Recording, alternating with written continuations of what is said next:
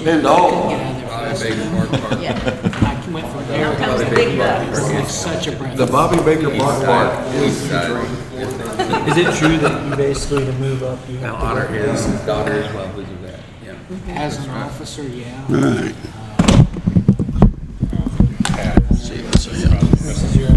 If you want to make 06, there are 5 things you have to do. Good. Hello, can you hear me? Hello. All right. Like command. Kiki, are you sitting down? You ready? I got my We're gonna get the real one now.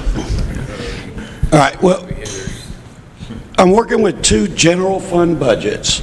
One of them is fleet maintenance, which is not in here because we're not asking for any capital. It'll just be operating money this year. The street department is a general fund. Currently, we maintain 125 miles of roads. A lot of people are surprised we have that many miles, but we do. With a staff of 7 people. Right now, we've got several trucks that run a monitor system that grades our roadways. It's been an excellent program. It tells us the grade of all the roads. So it's easy when we budget for road repairs, we have them in order of need. You know, we grade them A, B, C, and D. So each year, we typically try to budget about $1 million for roadway paving out of the surtax. And then we'll, if approved, we'll actually, bring the roads prioritized to the city to get repaired. So, and it changes every year on the priority. A program we just started is crushing our concrete. We just put it out for bid. We've been restoring this concrete. This is sidewalks, driveways, curbing, any concrete we take out. In the past, we've had to pay to haul it off, pay the tipping fees. Then when we need roadway base, we have to buy it and go to Mariana to get it. So this is going to be a huge cost savings. We just got a price in for this at $17.50 a ton. We could use this for road base, which is less than what we're paying for lime rock. So it's going to be a huge cost savings to the city. But if the program works as good as we hope, we're going to continue to do this every year. Because we do collect more and more concrete. And where do you stockpile it at? Well, we call it the pistol range. It's at the end of Britton Road. You don't know where our storage yard is? If you go down Aberdeen, which we don't, we go down Britton, was it the VFW right there? American Legion. American Legion. It's right behind it. Okay, I know what you're talking about. The American Legion used to be part of that parcel right there. That used to be the city dump and our pistol range where we used to shoot. The police used to practice. Okay. And this is on the agenda for Tuesday, the 1st of work.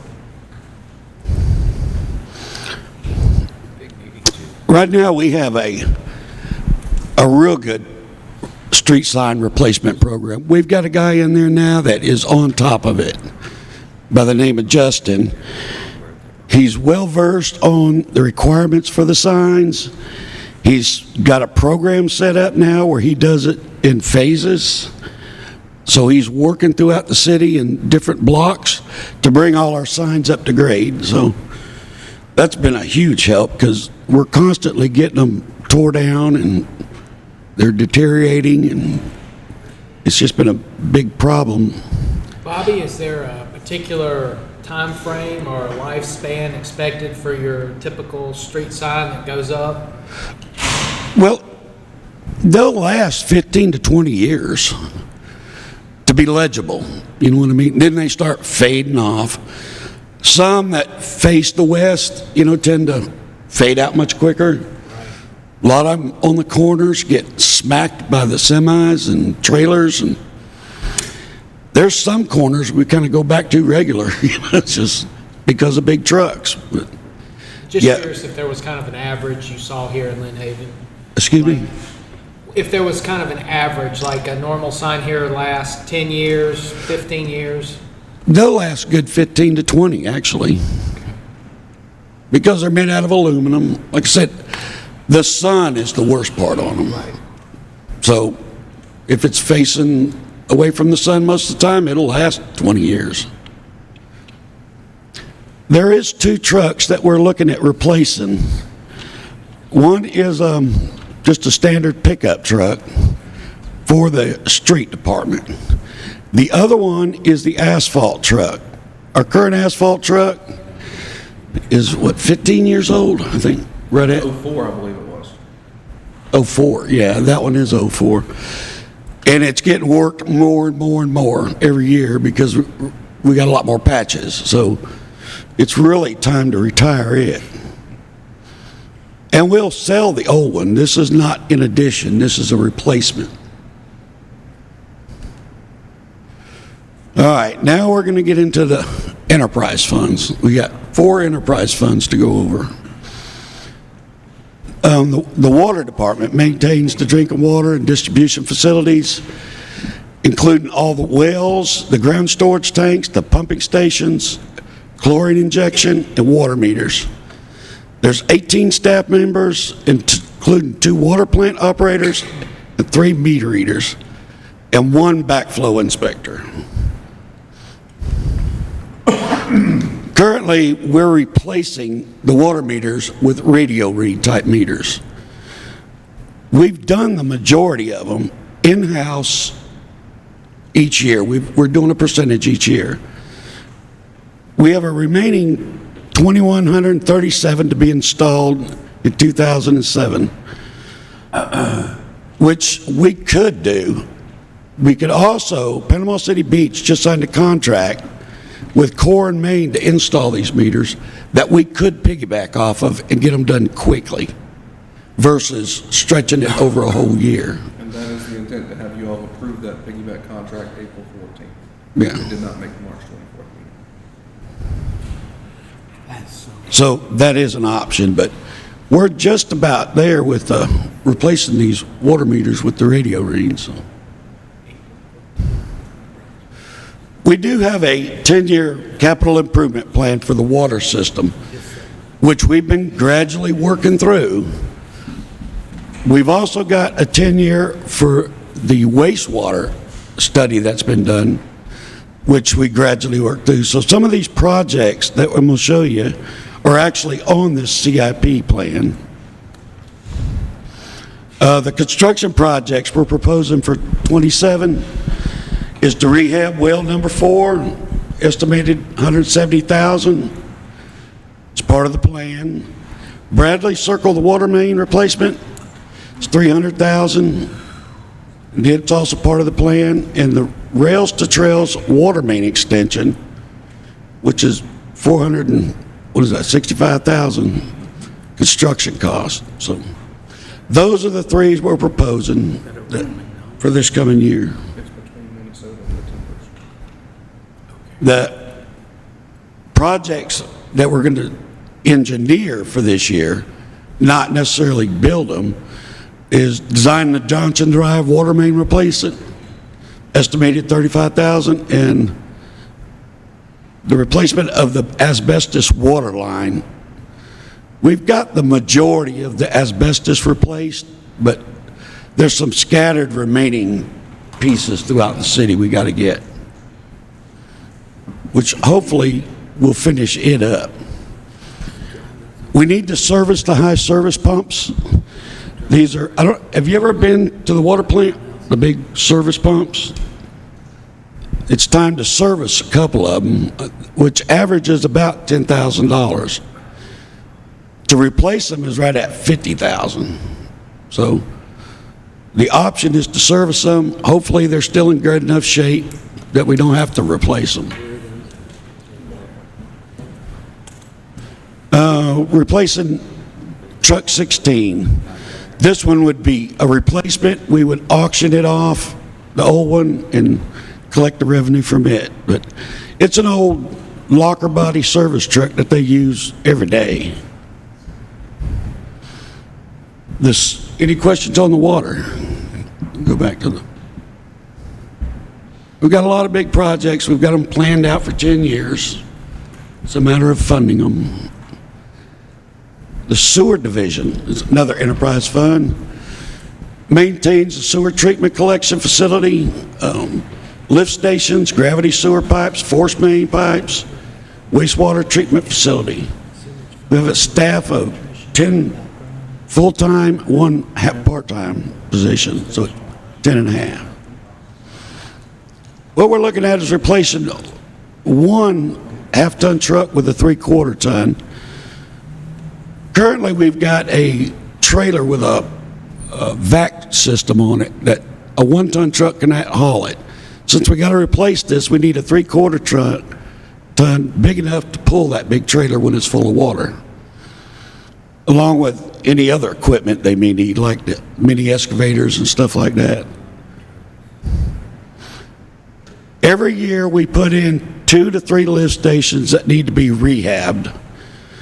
We have approximately 76 lift stations, so even doing 2 a year, it's going to take over 30 years to rehab them. Now they've got certain ones have a life expectancy to be rehabbed anywhere from 10 years to 15 years. Depends on the volume that they use and the chemicals and stuff going through them. But this year we're setting lift station 13 and 15 aside to be rehabbed. Staffing at the AWP. This is, as you know, been a hot topic. We have 4 full-time, 1 part-time budgeted. We actually have 1 full-time, 1 part-time, and we contract out the other 3 positions. As you're aware of that contract we have to do that. We do have a spreadsheet too that showed, a lot of the conversation was, just increase the salaries to that, to what we're paying. That spends more money, and we can show that in the spreadsheet. It is the cheapest way to do it right now, the way we're doing it with the 1 part-time, 1 full-time, and the contractor filling in the void until we make a decision on the future of the plant, and then we can decide if we want to staff it full-time and spend more money. Just hard to get staffing. It's not a career people want to get in. So. The AWT future, like Chris mentioned earlier, we're doing the rate study now to see where we decide to go with it, or you decide to go with it. Won't know that for 6 months. Stormwater. Currently, we maintain the collection system of a little over 2,057 catch basins, 96 outfalls, 52 miles of culverts, 153 ponds, and 44 miles of ditches and swells, with a staff of 12 people. The construction projects we're proposing for next year is the Aberdeen drainage improvements, approximately $850,000, and the Merrick entrance improvements, which we haven't got the final cost estimates on it yet. That's at the front gate of the Merrick Industries. The vehicles we're looking to purchase is another dump truck. This is an addition. This is not a replacement. We have 1 large dump truck for the entire city that works with stormwater, streets, water, and sewer. And that truck is it never stops. And when it does stop, it puts everybody down. So we're asking for an additional truck because the demand is just too much on one. Because if he's not hauling dirt or debris, he's having to go up into sand hills and get clean fill and bring it back. So it's constantly running one way or another. And then a F-250 truck. This is a replacement for an existing one that we have. It's another locker body truck that the crews use. We're also looking at purchasing a adaptation of a mulching machine, stump grinder, for the little mini excavator. Currently, we're also requesting an additional mini excavator. We have one for the entire city, and water uses it, sewer uses it, street uses it, stormwater uses it. Everybody uses it. And it's always in demand, and we really do need another one for the water and sewer to help with them also. But it's our crews that usually help run them. Sanitation. Sanitation is one of our best enterprise funds. We currently run 3 garbage trucks on the road every day, 5 knuckle booms on the road every day with a staff of 10 people. Some days we end up running 4 garbage trucks, depending on the load, and Wednesday's our worst day. This year we're looking to replace one of the side loader trucks. We currently lease a couple of these trucks, and the lease is just not working out like we hoped. So we want to go back to owning them again. So we'll finish out this lease, but we want to purchase our own trucks. The lease trucks are not built like the ones that we used to run, so they constantly break. And they're just not a good quality truck, is what you can purchase. And replace 1 knuckle boom and auction off the old one. So it's not an addition, it is a replacement.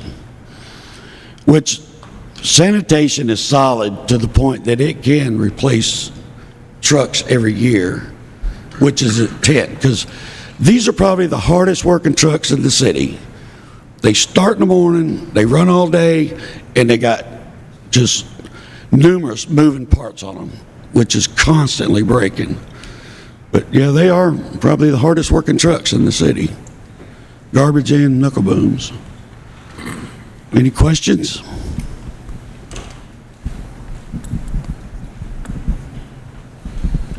None? None. What's the total?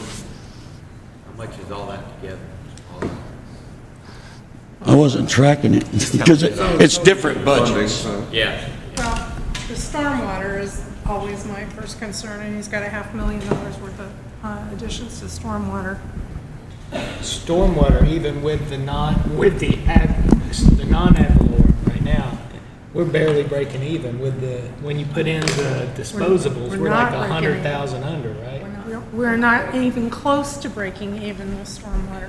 With the disposables or the equipment stuff that they get, the perishables, they're like 100,000 over budget, right? I thought that was the last number I saw. I mean, you need another dump truck, you need another, look like that little mini excavator. Right. And I asked Chris if you have if you have a second one, you have a second operator, and he said you did. You have an operator for both. Yeah, thanks to the program that with the CDLs we just did, that Yeah. program, we've got backup CDL drivers now. That's good. That's great. What about, it was hard to get them before, but If you can't get the truck, hardware, I asked Chris again, but I just for everybody to hear, I asked about a company like Redmond, like David Redmond or somebody, but he said they want to charge you for hauling. So yes. So you can't lease a truck from them or anything. So Right. There's no lease program for the dump trucks. There is lease programs for the dump trucks. But Yeah. we've tried the leasing of the larger trucks, and it's not. It doesn't work. Okay. I know you were talking about the trash truck, but the side loader, but I didn't know about a big dump truck. Can I talk about Yes. stormwater? So, Mayor, you asked me to put a very simplistic kind of report together, which I have done.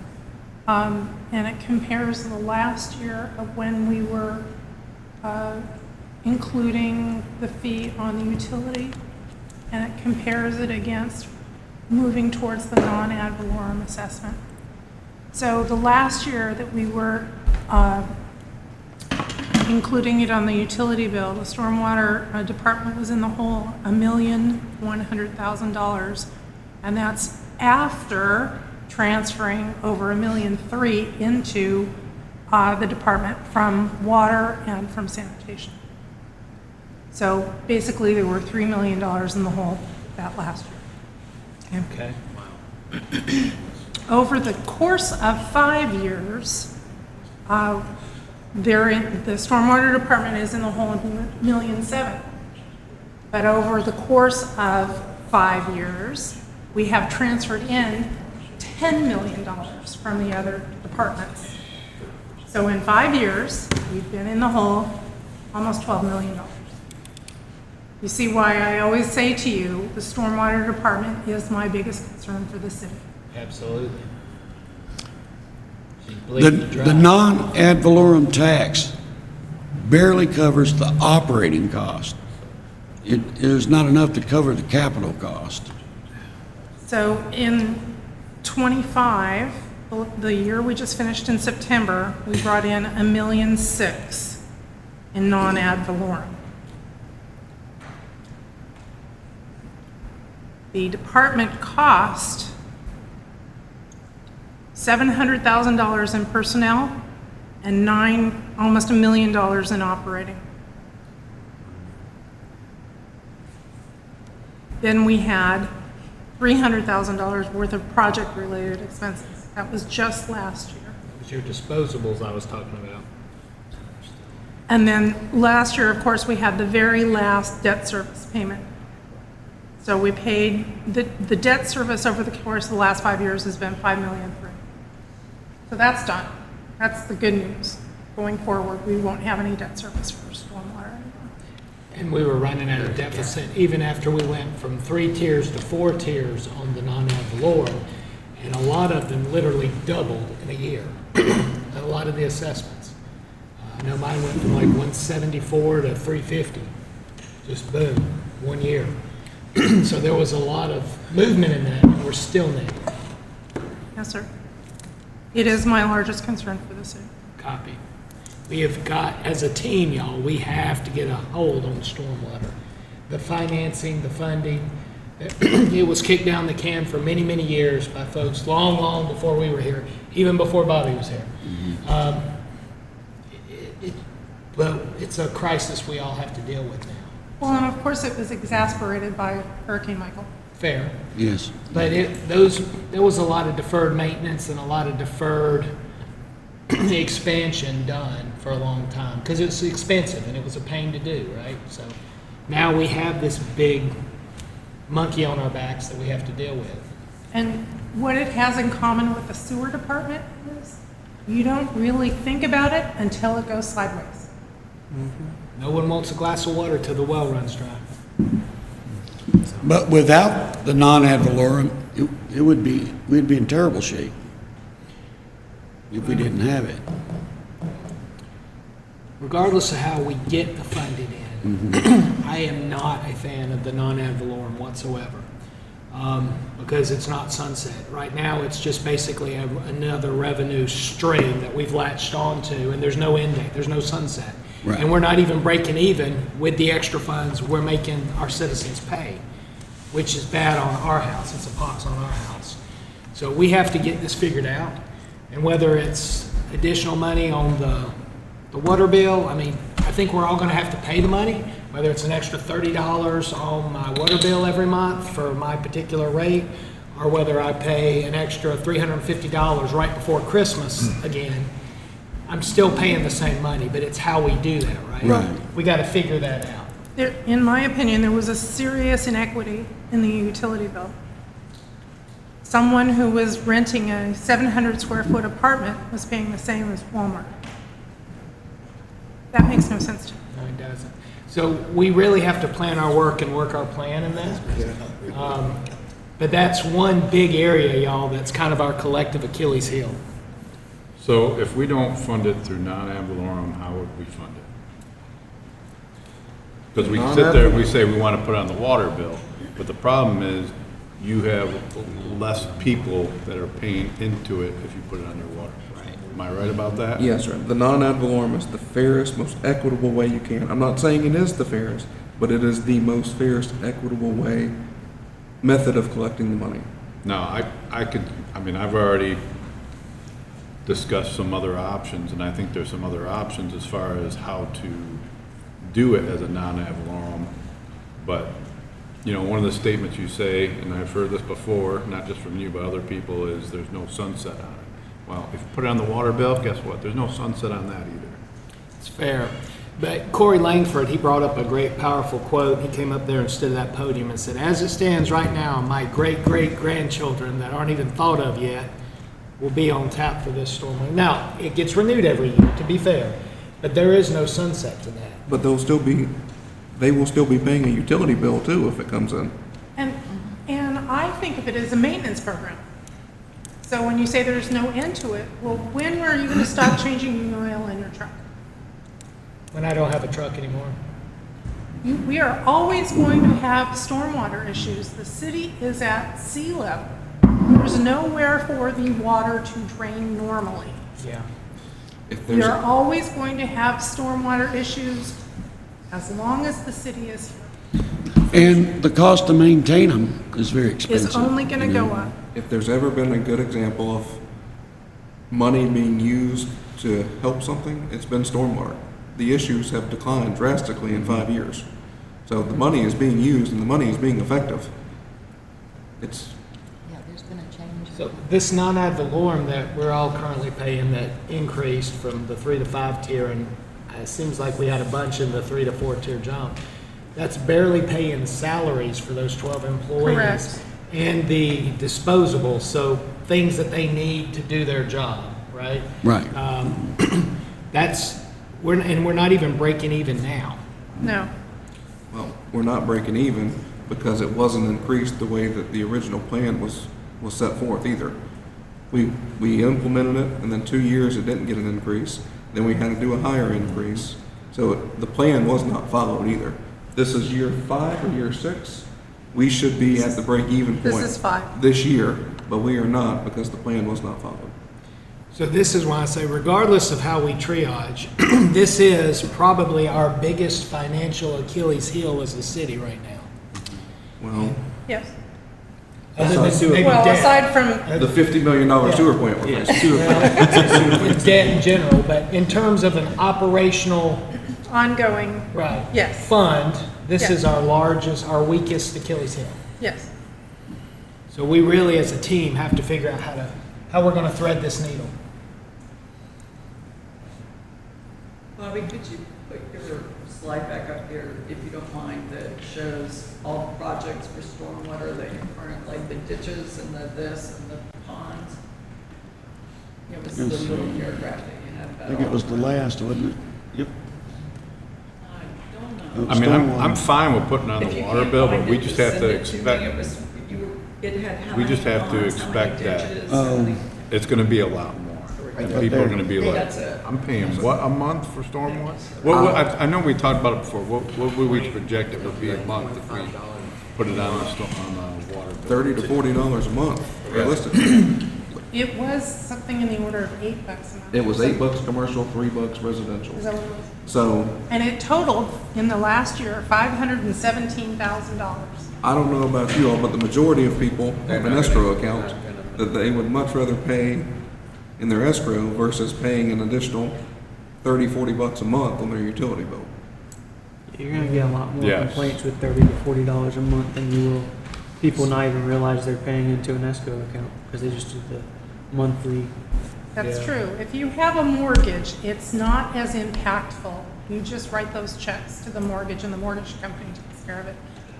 Most of us do not analyze our escrow account with the mortgage, let's put it that way. I forget about my escrow until I get the text the other day that they paid my insurance.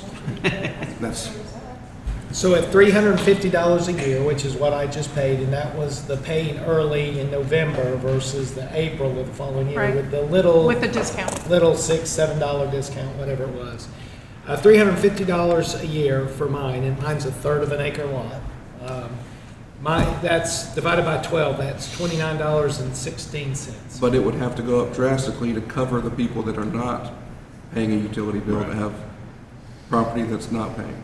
Right, because the non-ad valorem also covers vacant lots, it covers residential, it covers commercial Commercial. paying at a much higher rate than the residential. So if you change to the water bill, then you're gonna have to raise the average citizen's monthly And that goes back expenditures. to what Kiki's talking about. you have Walmart paying the same amount as every residential Yeah, house. I don't see that. If we do go to a water bill, it would have to be residential only. The commercial, the industrial would have to stay a non-ad valorem. But residential, we'll still have to look at it. So- Look, I'm just telling y'all, I'm not a fan of the non-ad valorem. I'm not saying we have to continue it or we have to kill it. I'm just saying I don't like it. As a team, I recognize this is a gaping chest wound financially that we as a team have to come to a conclusion with. And whatever the solution is that's best for the city, that's what we need to do. The other factor is going back to on the utility bill, we're going to need more staff because there's going to be questions and there's going to be administration.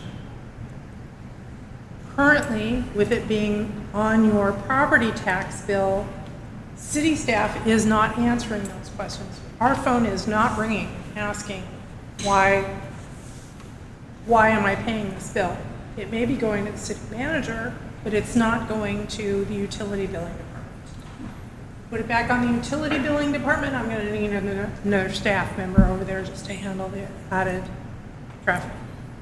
So every November, December, we get about, I'm going to say 20 to 40 calls just from, one, people forgot about it, or two, maybe they paid off their mortgage and don't have escrow anymore, or their escrow increased.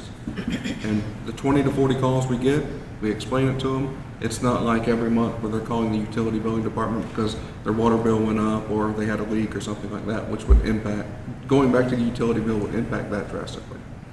Fair. And we have a percentage of people who flat out just don't pay their water bills, and we have to cut them off.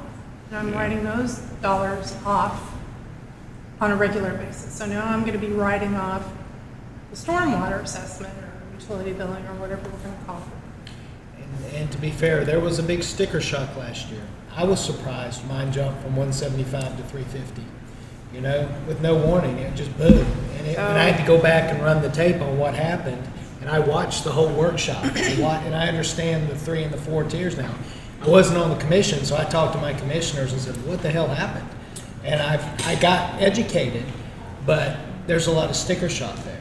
So that, the direction that was given to the consultant who worked up the numbers was, this is a quote, rip the Band-Aid off. You know, damn sure did. And there was, and Wow. I wasn't a call, but I was definitely a what the hell moment. And I paid it begrudgingly, and it, something I ran on, and the mayor recall came out, was we need to take a hard look at this. I didn't say we were going to kill it, but I said we were going to take a hard look at it. And we really do. Is that the best option? And if it is, great. If it's not, what are the other options, and how can we do best option-wise for the city to fix this Achilles heel? So because you are new to your position, you say this publicly, we have tinkered with this every single year. That's For probably part of 5 the problem. years. My recommendation would be stick with it. Give it a while to work out. Give it a while for people to get used to it. But the idea that every single year we make some changes, tweaks here and tweaks there, and we're trying to address this problem, we're trying to address that problem, it's not allowing the system to see if it works or not. Yeah, that's fair. General McQueen has a great quote, and he likes to say, let's not rush to failure. You know, measure twice, cut once. We really need to do a deep dive into this Achilles heel, honestly, as a team, a frank assessment, and then come up with some no kidding potential way aheads. And let's discuss it. And as a team, we need to figure out what that best option is moving forward so that we mitigate that risk and we do get it to at least a break-even proposition. And then hopefully into positive territory. I know that's crazy talk for municipal government, but we really need to be shooting in that direction. Well, and that's the direction we've been going, but if we wouldn't have tweaked it every year, if we would have stuck to the original plan, we would have been broke even. And who was driving those tweaks? Me? You, Yes. the quiet one? And I think we're at the point now where we have got it where we want it as far as the collection. If we change it again, we're going to face this conversation again, and we're going to have a sewer or utility rate increase as well. again, we need to walk the dog, and maybe this isn't the right time. Maybe we need a whole stormwater workshop, but, Well, see, hold on a second. When this whole stormwater thing started, we had 5 workshops. 5. I was campaigning, I wasn't even on the commission yet. I went door to door and I told everyone, I said, hey, stormwater's coming, this is what they're talking about, not a peep from everyone. But as soon as it goes on their bill, everyone's complaining about it because I shouldn't say nobody, but the vast majority of people don't pay attention. This has been talked about to death. it didn't impact them until it did. Yeah, and then they cared about it. But what did impact us before then is the flooding, if you remember, the major flooding. And CJ? that we don't see anymore. I just wanted to add that in all fairness, we actually published so many notifications ahead of time to notify people when the hearings would be, what was coming, what to expect, what the percentages would be, what the different scenarios would be. And so the notifications were done, it was published. I don't know what else we could have done to inform And- better. To Jim's point, August Every of single year. August of 2021, we had major flooding that year. The same meeting that the commission was going to vote on this non-ad valorem, the senior center was full. But every other person, this person got up to complain about flooding. Actually, I think it was This earlier than person that. got up to complain about the assessment. The next person complained about flooding, the next person complained about the assessment. So we do not have that issue. We will. We have nowhere for the water to go during high tide, during a 20-inch rain event in 24 hours. We will have flooding issues. It's never going to be fixed. But those issues have declined. Bobby and I aren't getting the phone calls on Sunday when it's pouring. Hey, come over here, look at this. My house is about to get water in it. We don't face those issues anymore. When we have major rain events, I call Adam, I call Mitch. Hey, y'all got any calls from dispatch? Not one. So, Yeah, the work we've done with the money over the last 4 years has been tremendous. We don't get near the flooding calls. So we've improved it a lot.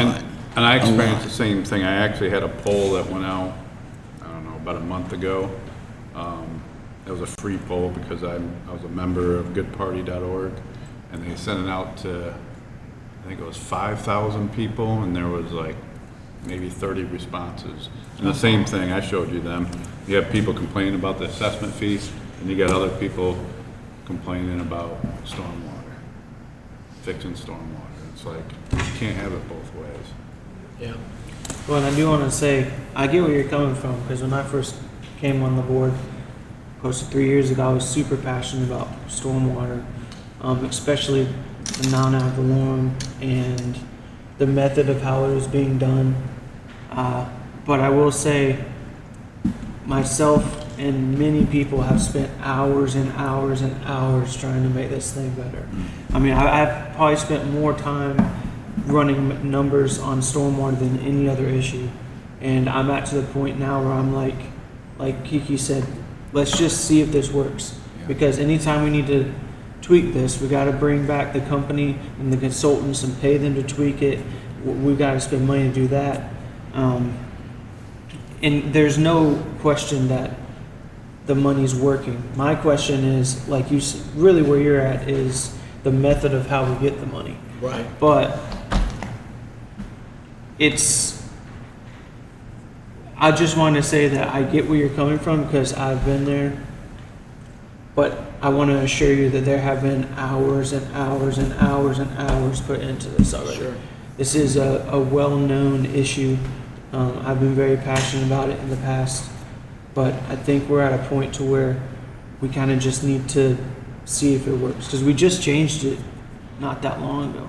I mean, it was my idea for the tier system because, like, I ran all the numbers, I showed it to the consultants, and they ended up pretty much agreeing with me is that tier 1 was very much, there was way too many houses in tier 1. That's why you saw so many go up, because there was way too many houses in tier 1. If we were trying to me, the best method is it should just be square footage across the board, but the consultants and the rest of the commission prefer the tier system, and I'm not going to die on that hill. If they want the tier system, everybody think that's good, that's fine. But the tiers had to be changed. That was me. and or I was driving that rather, and my main point is I get where you're coming from, and I appreciate it, but I also want to add that we have put a lot of time into this already, a ton of it. Yes, sir. I will say, the idea behind the non-ad valorem is you have a house that's worth $700,000. They have a swimming pool, they have a shop. They have the money to afford that $700,000 piece of property. You have a 1,200 square foot home that's worth $75,000, and we're gonna put it on the utility bill and charge these people the same money? That's not equitable across the board. Fair. And I don't think anybody has talked about a single fee. If we've got the tiers and we already have that data, if, for example, we were to put it back on the fee, y'all are charging me for my third of an acre lot of $350 a year. If I am a tier 3 or a tier 4, then I should, my address, my water bill account should register as a tier 3 or tier 4, and I should still be paying that city the $350. Whether I pay it as $29.50 a month, or I pay you a check $350 once a year right before Christmas, you're still getting the money from me, right? And these homes aren't going to typically change, and if they do, if you take a $7,500 or $75,000 home and you convert it into a new McMansion, there's going to be building permits and stuff, right, that go with that. So you're going to have to figure out a way to integrate those things in. And that was about a $30,000 or $40,000 charge with Munis just to implement a way to do that. So now, as Kiki said, we don't do that. We get that information from the property appraiser through Stantec. It uploads every year. If we go that route where we have to look at every parcel, we're hiring at least 3 people to do that. So the savings that we're looking at and not hiring Stantec, that's gone. The methodology is the same, but it's not as efficient. And now we are responsible for collecting that information instead of importing a spreadsheet or a CSV file that we get from the property appraiser one time. That method also, we have to make sure it stands up in court and has been certified. That method has not, putting it on the utility bill in that way. The method we do now stands up in court and has been approved by the court system. So even with y'all doing what you're doing and doubling most of the assessments, we're still not even breaking even. We're not even coming close. So we still have, regardless, and we can argue about how you get that extra $350 from me for my lot every year, but it's still $350 coming out of my pocket extra to help, just like everybody else in Lynn Havens. I'm not special. We got to figure out the best way, regardless of the way we get it in, how we manage it, and how we get to where we need to be as a city, right? To make sure this isn't the Achilles heel it is. So I don't know how to fix it. I mean, Sam's one of the smartest dudes I know, most unassuming. And he's put in a lot of math and numbers here. We'll figure it out. But whatever we come up with, we need to do it as a team, and it has to be clear and transparent. And I may have missed it. You know, we're all living our lives and dealing with our own stuff, but I darn sure didn't see that the assessment rate doubling for the non-ad valorem until I opened my envelope and said, what the hell is this, right? Again, the original intent was that it would gradually increase. At the last discussion with the consultant, the direction was rip the Band-Aid. Y'all That's did. exactly what they were told. Yeah. So everybody's adjusted to that. I assume we're not ripping more Band-Aids off because it's already off now. Correct. The major increases are over, but there are still increases as the plan goes. So I won't beat a dead horse anymore, but I appreciate y'all hearing me out and us discussing this. We all know it's a problem. So how we went down this road is Mr. Baker just asked for a $500,000 worth of capital. So Thanks, since Bobby. we have the stormwater loan paid off, Yes. how much does that free up money each year? Well, annually, we were spending about 2.5 million. So that doesn't mean we're gonna have an extra 2.5 million. No. Paying it off early, the stormwater department saved, I believe, was $1.3 million in interest over the life of the loan. Any other questions?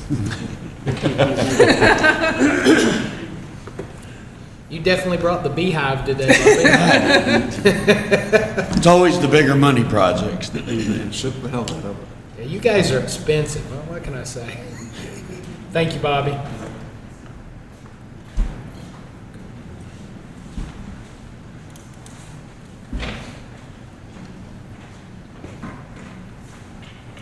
Good afternoon. Good afternoon. On a lighter note, let's talk about the CRA and economic development too. I want to cheer you guys up a little bit here. This is going to be fun. So, you may or may not know my position. My time here at the city is being cut into a 70-30 split. I spend 70% of my time on CRA projects and 30% of my time on economic development. So. When I started working for the city as a CRA director back in 2009, one of the first things I focused on was to develop a mission statement with the commission, with the public, to really understand what is the CRA about, how do we implement the projects that are suggested in the CRA plan. I'm just going to pass. I don't know if you had a chance to take a look at the CRA plan. But this is a document that was developed in 2003 that kind of outlines the issues the CRA had back in 2003 and comes up with a list of recommended projects to fix these issues. So back in 2009, we decided to, on the mission statement, to promote a family-oriented, walkable community with a vibrant, small business-friendly downtown area that preserves our local small-town heritage. So a lot of keywords in this mission statement, and I'm bringing this up because this is an excellent test. Every time I'm suggesting, I'm coming up with some project ideas, what the CRA should focus on, this is an excellent test to see, is this project really a legitimate expense under the CRA rules? So if I turn this mission statement into a question, if I can answer the project with a yes, then it is a qualified project that can be funded through CRA money. So there are, I would say, about 5 cornerstones in the CRA when it comes to CRA projects. We've been focusing on building a lot of sidewalks and trails in our CRA area. We've been updating, with Ty's help, some city parks. Just recently installed that new playground there on King Griffin Park. Improving the public right-of-way, the infrastructure, addressing drainage issues, but also we're offering some incentives. So one of the incentives is the residential incentive program. So in a nutshell, if there's a vacant lot in the CRA and Chief Blanchard decides to build a new home in Lynn Haven on this vacant lot, we can offer him up to $5,000 just for the fact that he's building a new home on that vacant lot. It's one extra family in the city that pays the water bill on an existing infrastructure, one extra garbage pickup account, but most importantly, it increases the taxable value of that property. And that's what CRAs are all about. It's all about finding ways how to increase the taxable value of the CRA. So, and that's why I'm showing these 2 pictures here. Same lots at different times. Vacant, it had a taxable value of $50,000. Improved, it changed to about $300,000. So the tax increment is $250,000, obviously, and that's not only a benefit for the city, but also a benefit for the CRA to fund additional future projects. Whoops, what happened? Harold?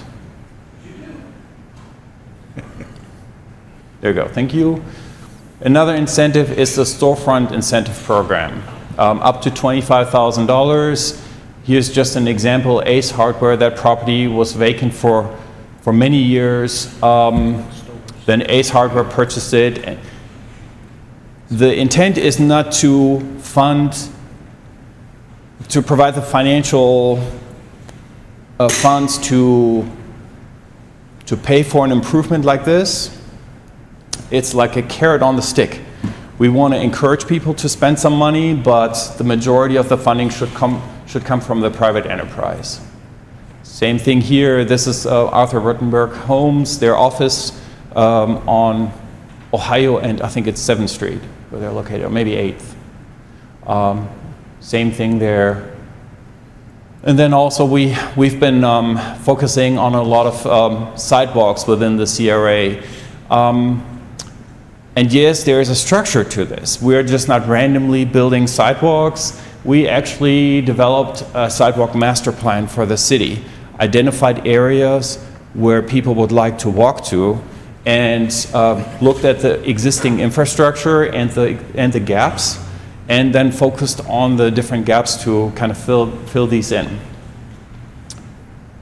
Not only do we use CRA funds for this, but also some other funding, such as mainly DOT, to pay for these sidewalks. For example, the sidewalk that is planned for Tennessee Avenue that will be on the agenda this Tuesday. So, well, we don't stop at sidewalks. It's also, I think Rails to Trails gave us a kind of like an idea how excited people can get when it comes to the use of a trail system. If you look at Rails to Trails, any time of the day, you almost always see somebody on there. So it's frequently used. DOT actually has a traffic counter on our trail, so we know exactly how many people use the trail, at what time, and which day of the week. We can get some average numbers, so we can actually quantify the usage of this trail. And our ultimate goal is to develop a trail network by really strategically thinking about where can we add some segments to our existing system. So we have a trail, actually the county has one on 389, we got Rails to Trails, DOT will be building a trail along 390 as part of the 6 laning all the way to 231. And once suddenly we're kind of creating a network, and things will get even more interesting at that point, because we can connect more neighborhoods with your sports complex, with the different parks. And so it's another option, another way how to reach out to our community and how to connect our residents to the public places. This is just an overview of the projects we've been looking at. Again, main focus would be incentives and grants, corridor improvements on Florida and Ohio Avenue. I think Commissioner Perno mentioned earlier the grant that we received, the $4.3 million from the state. That grant will pay for a good amount of that project, but it's not going to be enough. We know this already, so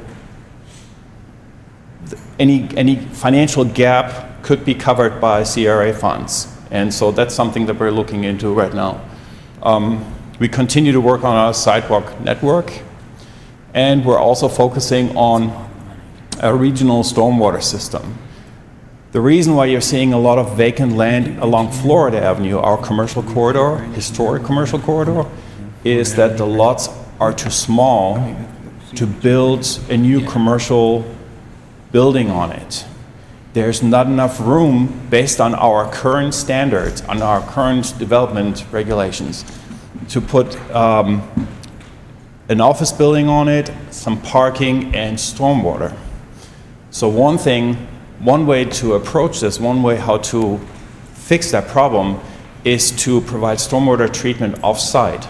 So we're essentially creating a stormwater mitigation bank off-site, and the developer can then purchase the stormwater credit for that, assuming that we're treating their water off-site, so that they don't have to build it on their particular property. The following years, again, you will see similar projects, sidewalks, stormwater drainage improvements.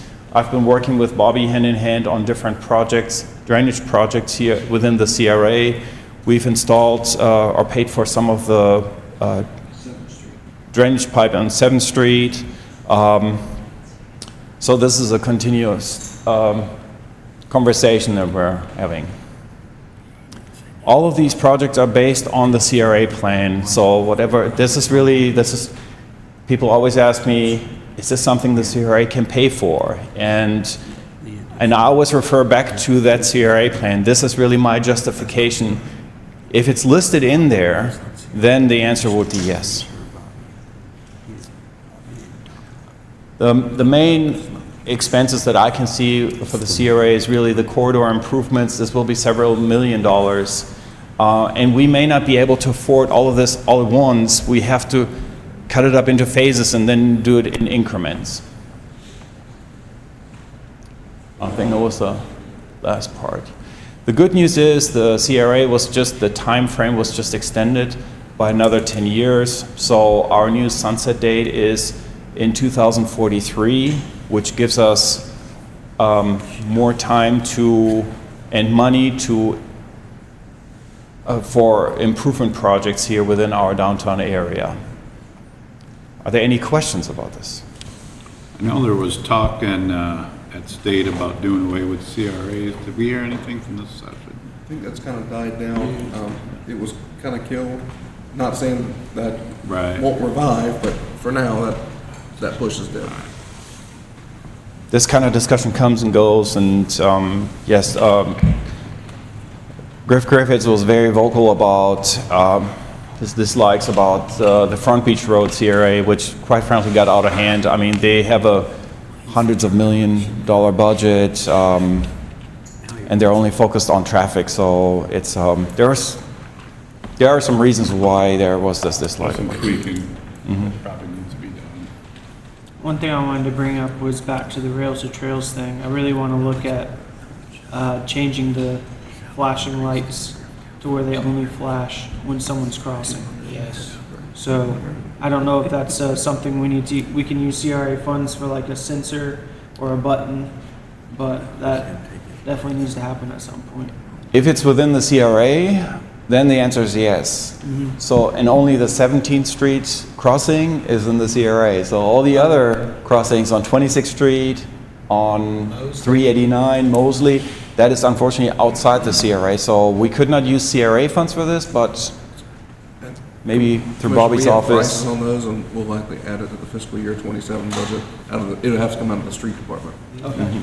I see those as must-pay bills, Sam, but I agree with you. I live over there by it, and when these trails came in, they're used, they're popular, they're great. We could use some shade for sure, but other than that, the problem is when people are on that trail, they expect these big moving cars, and sometimes folks aren't paying attention, and they just jump right out in front. Yes. And we've had people hit on bikes and on foot, and you walk out in front of a moving vehicle, you're going to get hit. They don't stop on a dime. So, getting the right, whether it's stop or whatever we do to reconfigure that, I think would be a very good thing. Yes. We even got stop signs there for the pedestrian and bikes.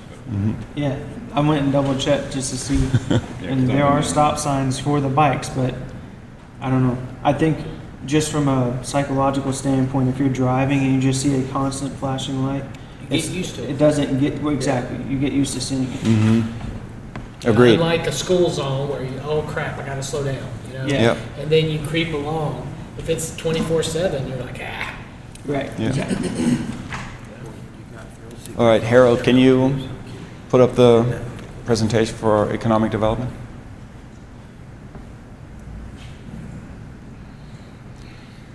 Let's talk about economic development for a second. Is this your 70-30 split? Yes, sir. Okay.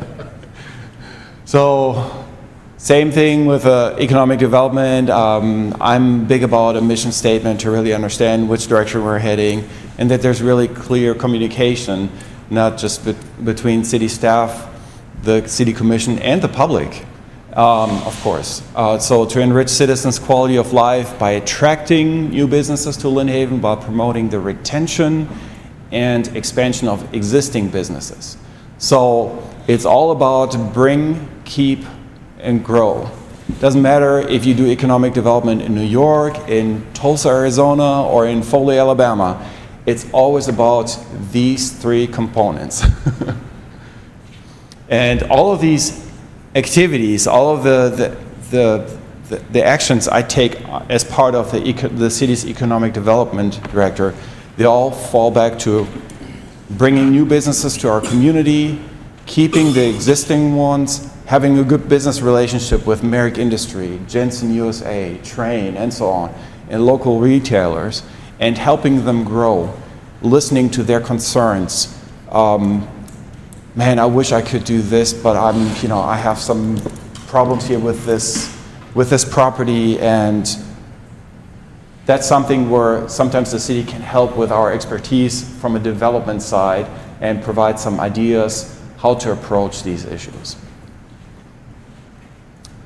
In terms of projects, the economic development outlook, I think my top priority would be to look at an economic development study.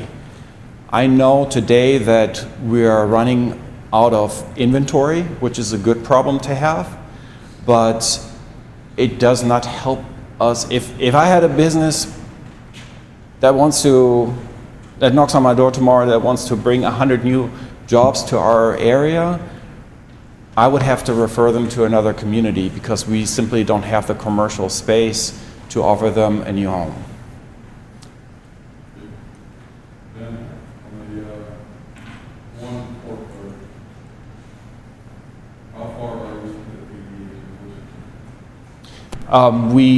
I'll get to this in a second, and then I'll answer your question. So economic development study really identifies the gaps and would help us to focus on a strategy how to improve our economic development footprint. It would also help us when it comes to going after some grants. Some state or federal agencies, they're asking for an economic development study.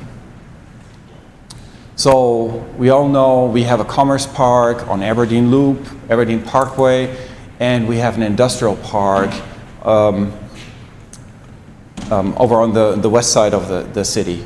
And although there are some vacant lots within those commercial areas, there's a reason why they're vacant.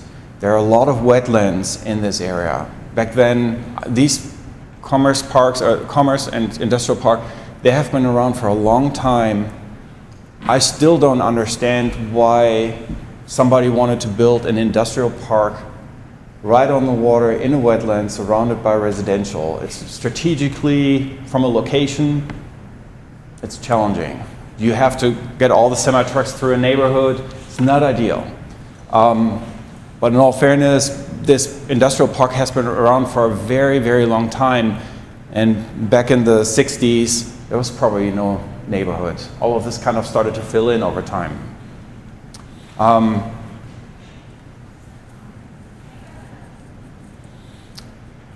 can our community grow? Chief Johnson mentioned this earlier in his presentation. We cannot go to the west, we cannot expand to the south or the east. I think the only area that is somewhat viable in terms of growth is the northeast corridor. Going straight north into Southport, you will be facing a lot of small properties, hundreds of different property owners, and you would have to get the consent from every single property owner to annex into the city. Very unlikely. The northeast corner is owned, most of it is owned by one property owner, and that's the St. Joe Company. So my message here today is St. Joe should be our new BFF. We should have a healthy business relationship with them and at least a conversation with them how we can expand to the northeast. Whether we like it or not, whatever they're doing, bottom line is this is the only area we can grow. We cannot cross the 231 because Panama City annexed in the railroad tracks, and we cannot cross another jurisdiction to annex in something on the east side of 231. Hey Ben, so you're saying for over there where like Derby Woods and Harvard Boulevard and all that, each individual person would have to request to be annexed in? Yes, Okay. that's correct, right? I mean, I just want to confirm. Yeah. You can't force them all to do Yeah, I anything. mean, that makes sense. I was just asking. Implementation of the ADA transition plan. So I discovered through a grant process that the city is required to actually have an ADA transition plan in place. This rule was established in the 1990s, and there was a grace period of some 2-3 years in the late 1990s to put this into action. We haven't had an ADA transition plan all these years. So, You're talking Americans with Disabilities Act? yes, sir. So, ADA transition plan it's a self-policing plan. There's nobody that is really checking this. Unless something goes wrong, then they will ask you, do you have your ADA transition plan? Did you follow your plan?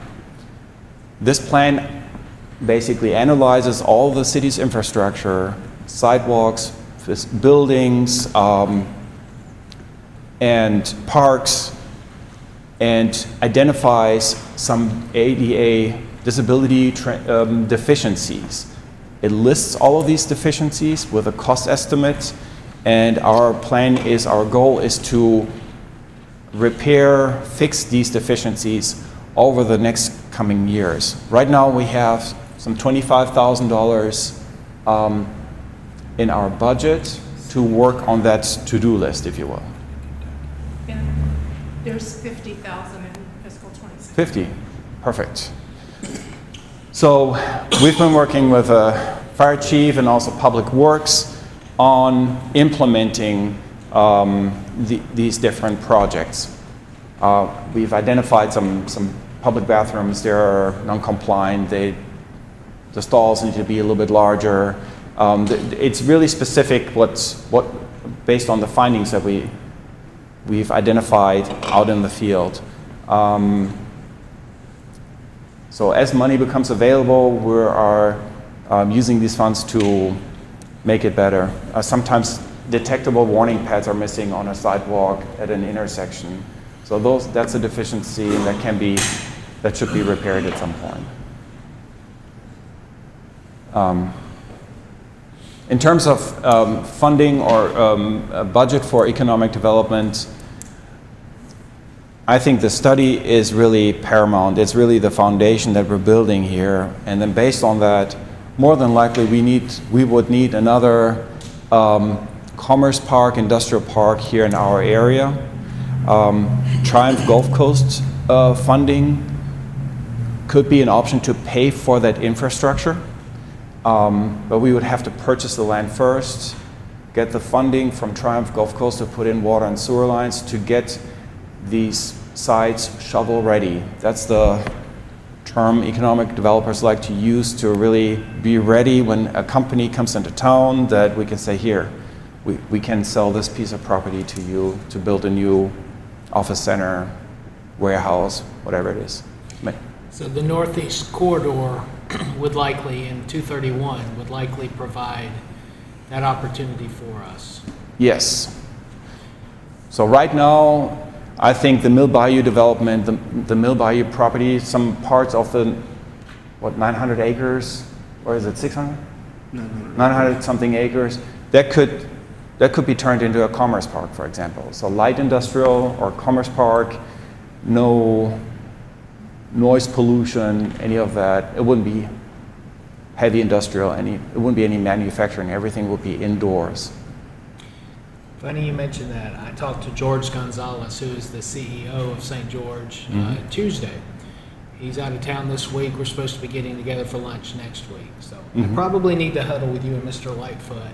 Yes, sir. And get kind of spun up on this. And if we're going to do this, we need to plan our work and work our plan and diligently plan for that. The other piece is all of these little nooks and crannies you see as you look at that map of the carve-outs or the folks that didn't incorporate. Yes. And how we try to fill in. I mean, we're providing a lot of services to those folks already, obviously, but how do we long-term incorporate that into Lynn Haven? And how do we do sustained, responsible, well-planned growth to help Absolutely. the city and our residents? Absolutely. Yes, sir. I'd like to end my presentation with an old-fashioned SWOT analysis. This is what we did when I went to school. What are our strengths, weaknesses, opportunities, and threats in terms of economic development? Strengths, no doubt, quality of life. Compared to other communities, affordable lifestyle. Beaches are nearby. We do have deep water access to the bay at the fuel depot. We have excellent schools here in Lynn Haven. Those are all reasons why people want to live in Lynn Haven.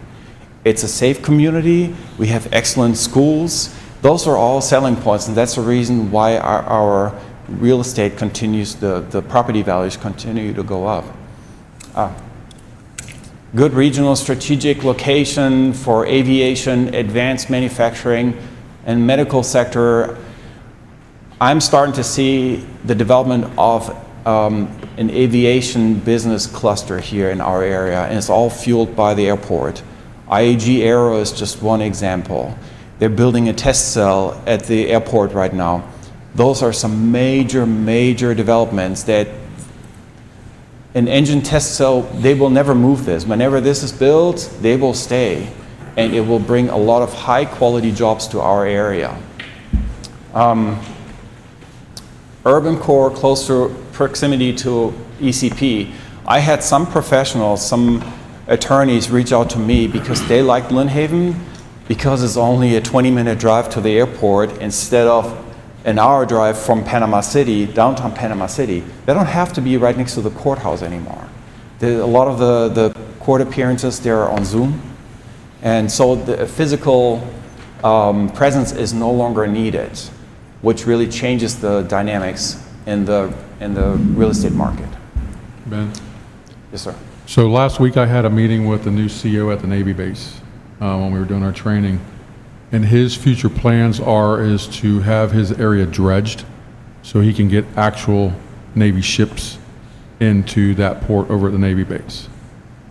Depending on the size of the ship, I'm not a Navy expert, but however many people are on those ships, they're going to need places to stay. They're going to need places to live if they're going to end up porting those vessels there.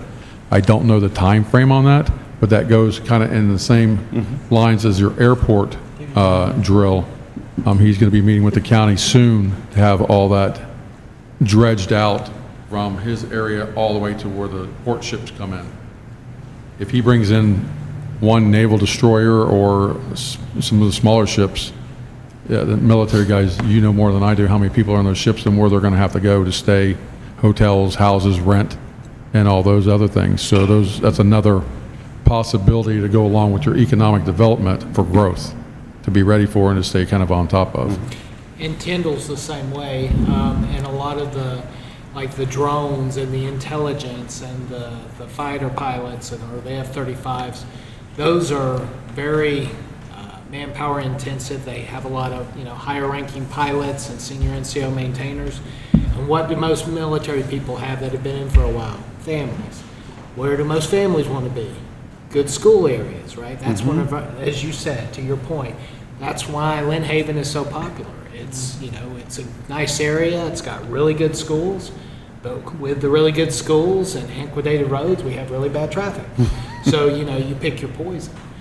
So if we can mitigate our risks but improve upon our strengths, that's a beautiful thing. Yep. Just to highlight a few other items here on weaknesses, we don't have any direct connection to the interstate. Four laning is good. Direct access to the interstate would be better. Workforce is always a challenge, and I feel like it doesn't really matter where you go. Qualified workforce. So this is not Lynn Haven specific. I think that you can see this all across Northwest Florida. Lack of shovel-ready sites, most certainly. We're a bedroom community. We're not a traditional commercial hub. There's always a reason why there's a city in a certain place, in a certain location, because there was a train station, a courthouse, a port. Lynn Haven is a master planned community that was developed 120 years ago by W.H. Lynn. So we have a different story to tell. We don't have a courthouse, we don't have a train station, things like that. The existing inventory is not demand friendly, so more people are looking into our area, but we simply don't have the inventory. Expansion can be a challenge. What are our opportunities? Building these development alliances with strategic partners, Bay EDA, Chamber of Commerce, but then also the private side. So I see economic development as like running a marathon. This is not going to happen overnight. We want to build this positive business relationship with George Gonzalez. And see, it may not happen tomorrow, but maybe next year. But I think it's important to start a conversation.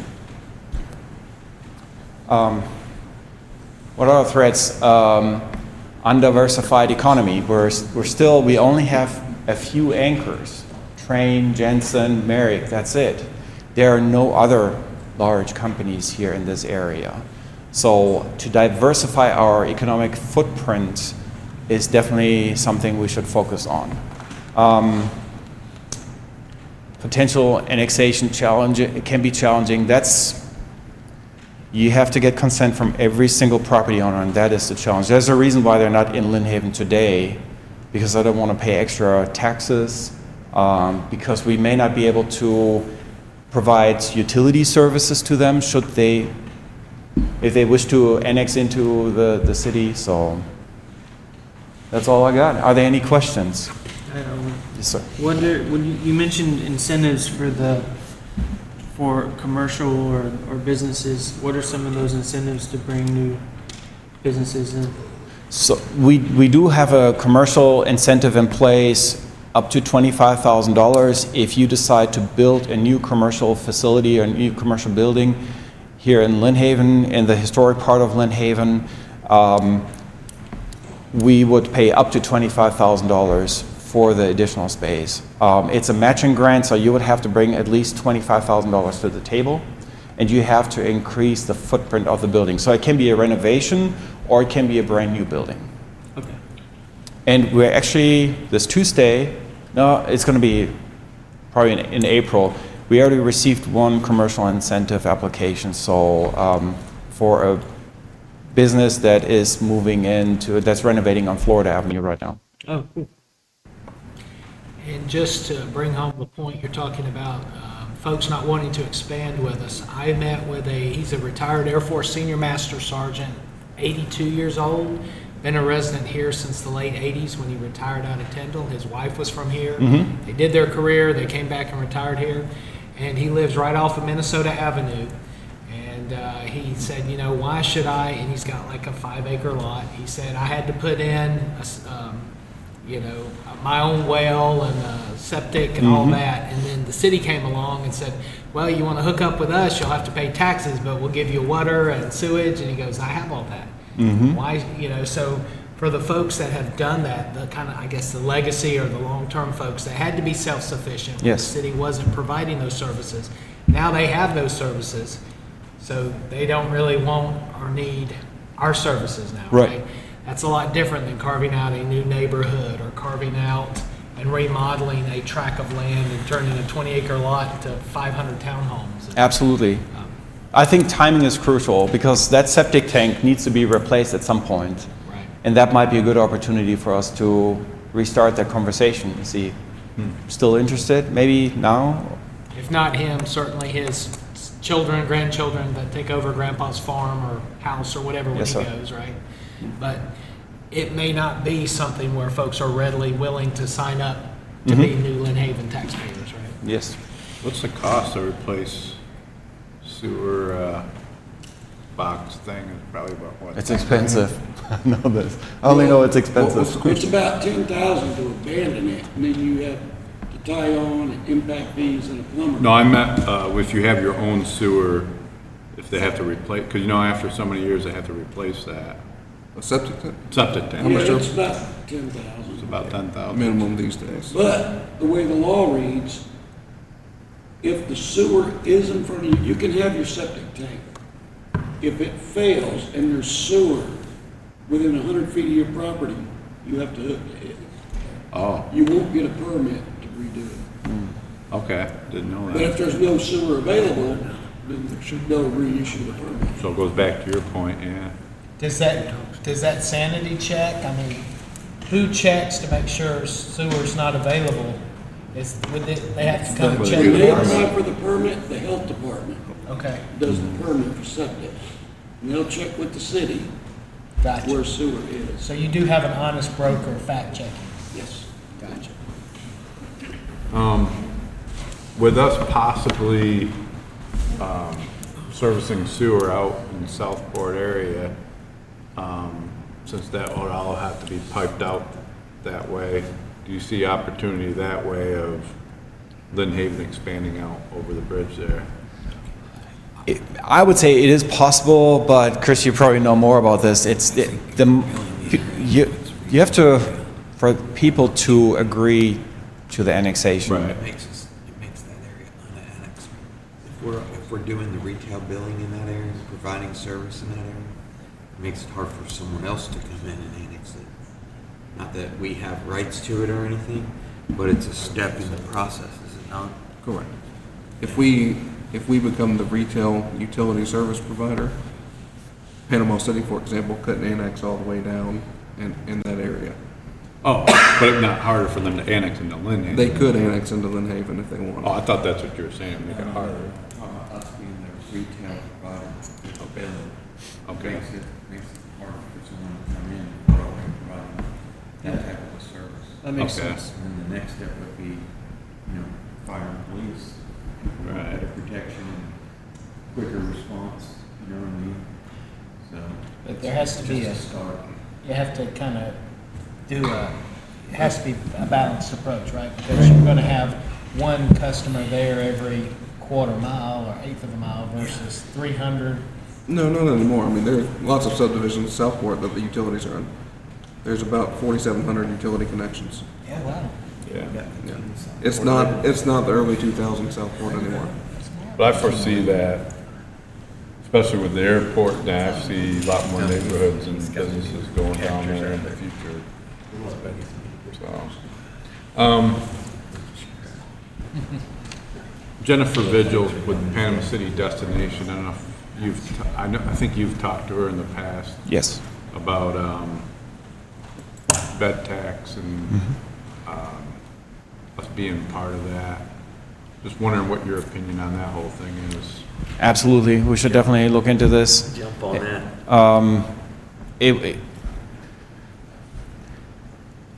The Lynn Haven residents won't have to pay for this. It's only the visitors that stay in a hotel that pay the bed tax And Airbnb. and Airbnb. And the hotel wants us to do it. The hotel industry apparently wants the expansion. Yeah. Just a reminder, we have that on the calendar for April 8th for her to come to the workshop at 5 p.m. Okay. So yes, absolutely, especially with the Atlantis Event Center now. Yeah. I'm seeing a lot of movement in that type of industry here in our area, especially when Justin continues to build some more or bring up some more sports tournaments. That's a reason for families to move to travel here to Lynn Haven and spend a weekend at the sports complex. They have to stay somewhere, obviously. So definitely that would be definitely something positive for our community, for sure. That's all I had. Good brief, both of them. Thank you, sir.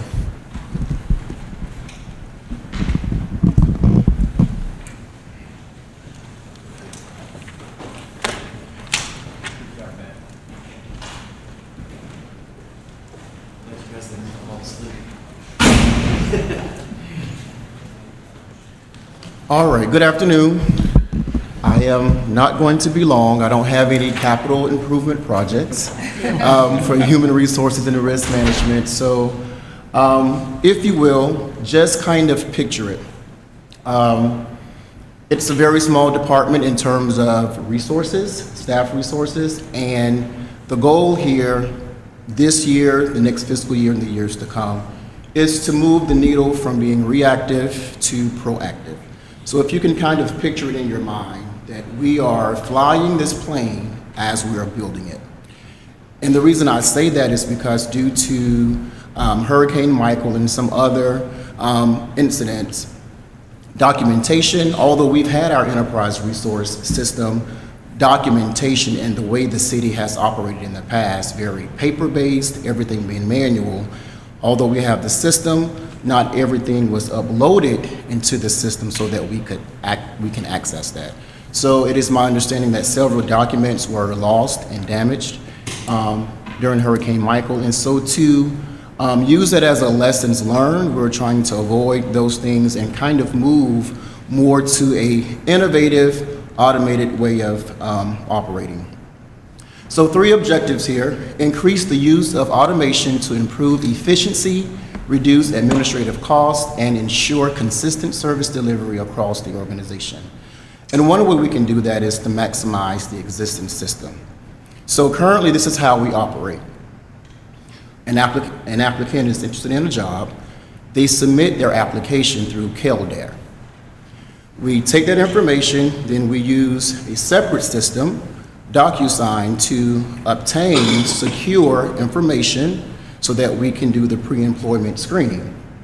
Once we have that completed, then we do a separate system. We use a separate system to conduct the background check. Once that is completed, everything is good to go. The director gives me the green light. They would like to hire. Then we have to manually enter all of that information into Munis. Well, Munis has most of those capabilities, from application tracking system, background check. They have different vendors or systems that could interface with Munis. And if we utilize what we're already paying for, there are some small savings that the city could achieve. Now, once we get into the meat, the nuts and bolts of customizing Munis, there may be additional cost. But for example, if Kildare is about $3,500 a year, based on minimum usage, if it costs the city about $3,500 to turn on different bells and whistles within Munis, it'll be an even swap. Another key strategy is to standardize our digital workflow and convert our routine HR and risk processes into standardized electronic flows. Again, it's a lot of manual, getting the approvals from Chris, from Jennifer, from the department heads, whereas if we utilize the ERP system, all of that could be done electronically, which will reduce manual data entry, reduce the administrative costs, and increase transparency. And again, I think I've already spoke on reducing the manual touch points. So we do a lot, and right now, it's just HR and risk is a team of 1 person as of Tuesday. The HR coordinator, she took a different position. We wish her well. So it's just me now, and I'm doing the end-to-end with the help of Jennifer as well for HR and risk. Okay. When it comes to our workforce sustainability, one objective is to ensure that the city remains competitive, prepared, and positioned to retain and develop talent. And so several directors have already briefed you all on the compensation study that we're currently doing. The consultants were here Wednesday and yesterday. And so we are expecting to receive those results and those recommendations end of April, early May, hopefully in time of budget. But let's not only think in terms of salaries. Let's think of those fringe benefits that the chiefs mentioned earlier, such as providing vouchers for our police officers to, make sure that their shoes are adequate, and we don't have, different employees and different types of shoes.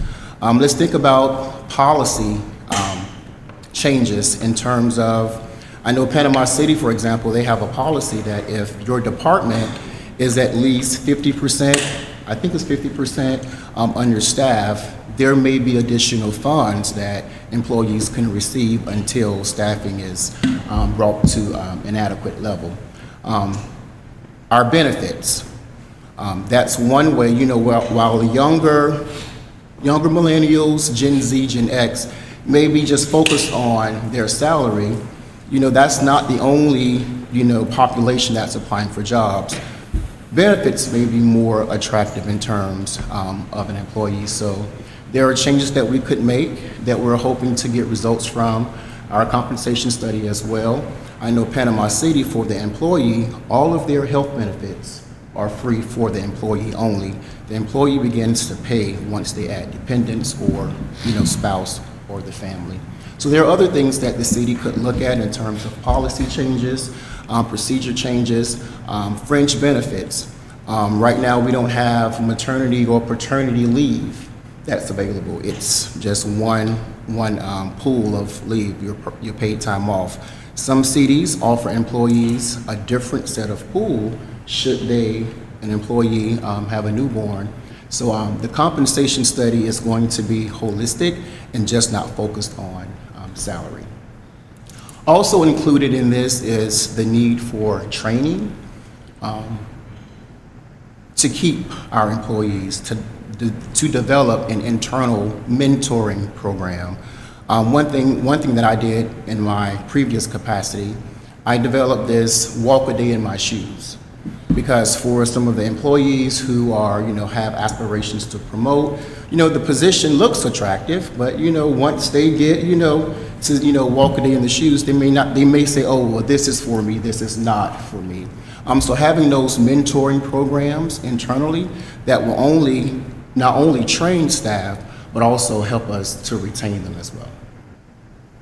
And as we move to the risk management side of the house, this is really where we have been reactive, and we would like to move to a proactive model in terms of workers' compensation, providing true analysis into the data. I believe in making data-informed decisions, and right now, we just don't have the bandwidth to invest, into some analysis right now. So we're pretty reactive in terms of workers' comp, trying to avoid accidents. And that's just where we are right now. I work with the fire chief on, safety standards. We have started doing inspections quarterly. There are public safety committees that are required that we're trying to come into compliance with. So we have a lot of work to do, and it's not hard work, but what it will require is additional resources. We can't do it with 2 FTEs alone. So for human resources and risk management, requesting additional 2 staff so that we can begin to roll out some of these goals. Okay. Any questions? All right. Thank you. Sir? And you're doing the health fair, and we're excited about the health fair. Yes. That's, I didn't think for you to go back to the microphone. Yes, go back up there and do a whole thing on the health fair. So that's all on the staff end. I know the mayor's got one, but we're gonna take about a 5-minute break, and then we'll do the mayor's and the rest of us. Just so y'all know, mine is primarily for the commission. Was it Mine is primarily Mayor for we us, talked but it's just to discuss. Commissioner Ward Nothing about super secret, compensating it's coin logos and that stuff they like had that. a company come in? This was a good opportunity for us to publicly share and Same company.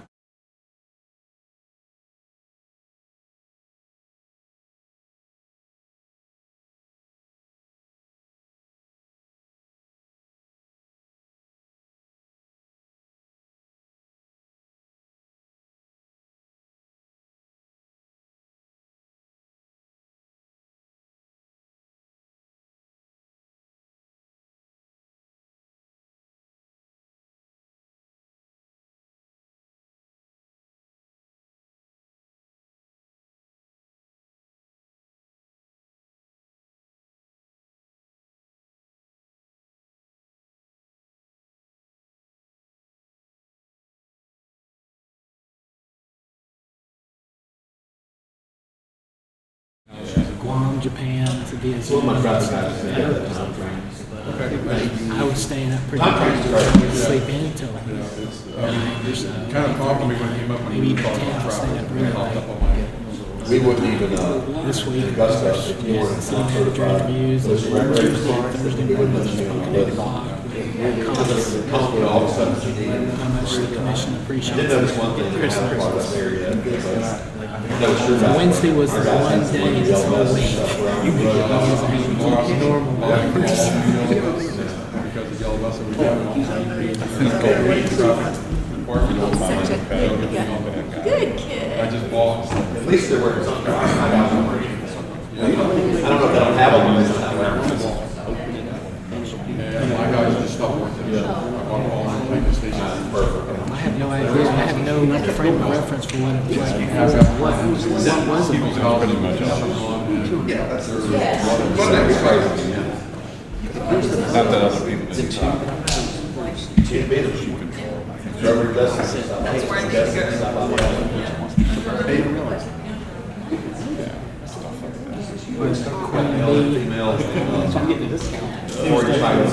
This is cool.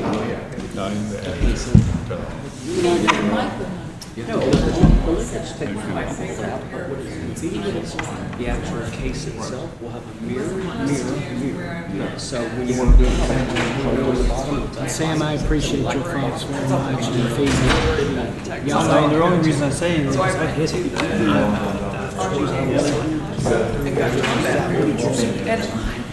I feel like we're not trying to cut off our nose to spite our face. I get it. But just what is the best way, even with all that money, they're not even. That's not all that.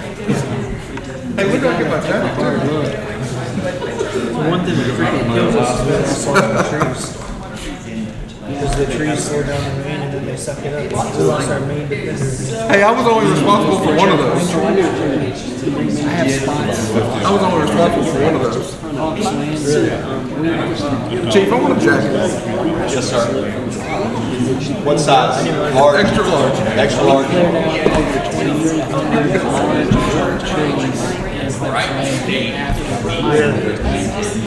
We never had flood until after survivor of the young ones. Now they're all big. I did. I did. But they don't absorb near what their grandmas and grandpas. Is that what that was? Now we're trying to do all kinds of stuff to mitigate flooding. If it's done, And when you're only 14 or 15 feet above sea level. And here's the irony, so Hawks Landing, it's actually, if you think about when you come into Hawks Landing, going to the Bay Haven, you actually come up a little hill. It's like There you go. area, particularly in the south side, because it's kind of north-south orientation. The south half is higher raised and it's naturally got a lot of points. It naturally attracts them. Mayor, you want to call it back? Really. I didn't know that. I've had multiple firefighters, our guys, with us in Station 2 tell me when a call comes in, we have a jokingly bet. I wonder if it's Hawks Landing today. wow. Mayor, you want to call it back? You're up. Yes, sir. Cool. To get another cookie, I think. I can remember.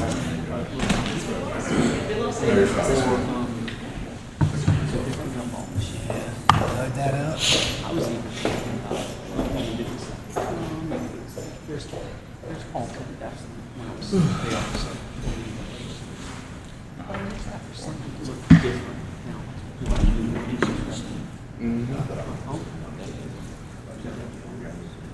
We'll give Pat another minute.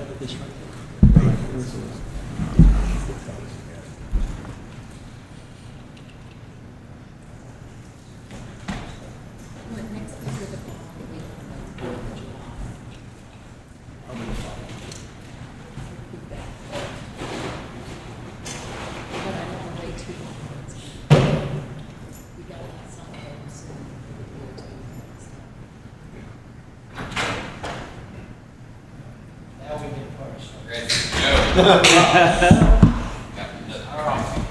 Well, y'all, I get the distinct privilege of being the caboose today, and the only thing, other than kind of a wrap-up discussion, keeping us from heading out of here today, wherever we need to go. I know, Chief, your day's probably still just starting, but, we appreciate you. Because of Sunshine Law, it's pretty interesting. The 5 of us commissioners are rarely able to talk and collaborate outside of the meeting unless there's some kind of natural disaster event, right? So Commissioner Ward, Commissioner Perno, and I, Commissioner Peebles had already done his training. So I was day 6 on the job as mayor. So it was January 26th. We went to Tallahassee and we were doing this 4-hour annual ethics training. And I said, I got a question for you. And coming from a military background where I'd been a squadron commander 3 times and I had a director of operations, I had a right-hand person, and you kind of had an established chain of command. So if I got hit by lightning or hit by a bus, the number 2 guy or gal would step up and, kind of rock on. I said, how do I, as the mayor... Mayor, we use the mic for the people. Sure. There we go. Sorry. How do I, as the mayor, collaborate with the mayor pro tem, the deputy mayor, right? And the state ethics attorney there goes, good question. Do y'all have the city manager form of government? I said, yes, we do. He goes, well, you basically can't work with the deputy mayor then. You have to go through the city manager. Sunshine Law being what it is, you basically are like SpongeBob and Patrick. I don't know. How are you today, Patrick? I don't know, SpongeBob. How are you today? That's about the level of detail you can do. So coordination between the commission outside of a forum like this or our city commission meetings are pretty limited. So these are a couple of minor things. I am literally 2 months on the job today. 2 months ago tonight, I swore in here, and I appreciate the honor and the privilege. In some ways, it feels like it's been 2 days, and in other ways, it feels like it's been 2 years, right? So welcome to the rodeo, and be careful what you ask for, right? I'm honored and privileged to be here with you guys, and Gal, if Judy was here today as well. I'm honored to serve with y'all and honored to be a part of this city, and I've gotten to meet so many of y'all. Y'all have been very welcoming. And I didn't keep the rookie guy title too long before Chief Blanchard came in, so Chief, thank you for taking that away from me. But I just say all that to say thank y'all for including me, welcoming me. Everyone here has been very, very gracious, and I appreciate that more than you know. We're all here because we love this city and we want to do well for our city, the residents, as well as each other. We really are a team here. Even though I don't care what department you're in, what color shirt you wear, they all say City of Lynn Haven on it, right? We're all here for the city and for the residents of the city. So a couple of quick wrap-up things, again, mostly geared towards the city commission except for the mission statement. Certainly that'll be a discussion for everybody. But first thing, coins. Before I joined the commission, back in December, the City Commission had authorized the commissioners to be able to mint a coin to present to folks. Of course, in the fire and police also, coins are a very big thing. And Chief Blanchard has an incredibly impressive collection himself, over 30 plus years in law enforcement. So we have this coin on the top. We have this oval style coin using the city logo as it is on our shirts. It's oval style. And there was a really nice back on that with the new city hall and a patriotic American flag and all on it. That's great. We're actually looking to reorder some of these. City Manager Lightfoot and I have been involved with the coin company. They're out of Iowa, of all places, and tracking down where those were minted and try to recreate that without any additional die setup fees or anything like that. But so we have an oval style. Well, I was working on a coin that I could present as mayor to folks, just like we did with Justin Ward and his folks at our last commission meeting. We handed out the very last of those large oval style coins on the top. That's what we handed out. We are completely out of those now. But we're seeking to reorder some of those, and those are great for like retirement gifts. You can frame them up with the signed pictures that people get and stuff after they've served X number of years. But so we'll have those.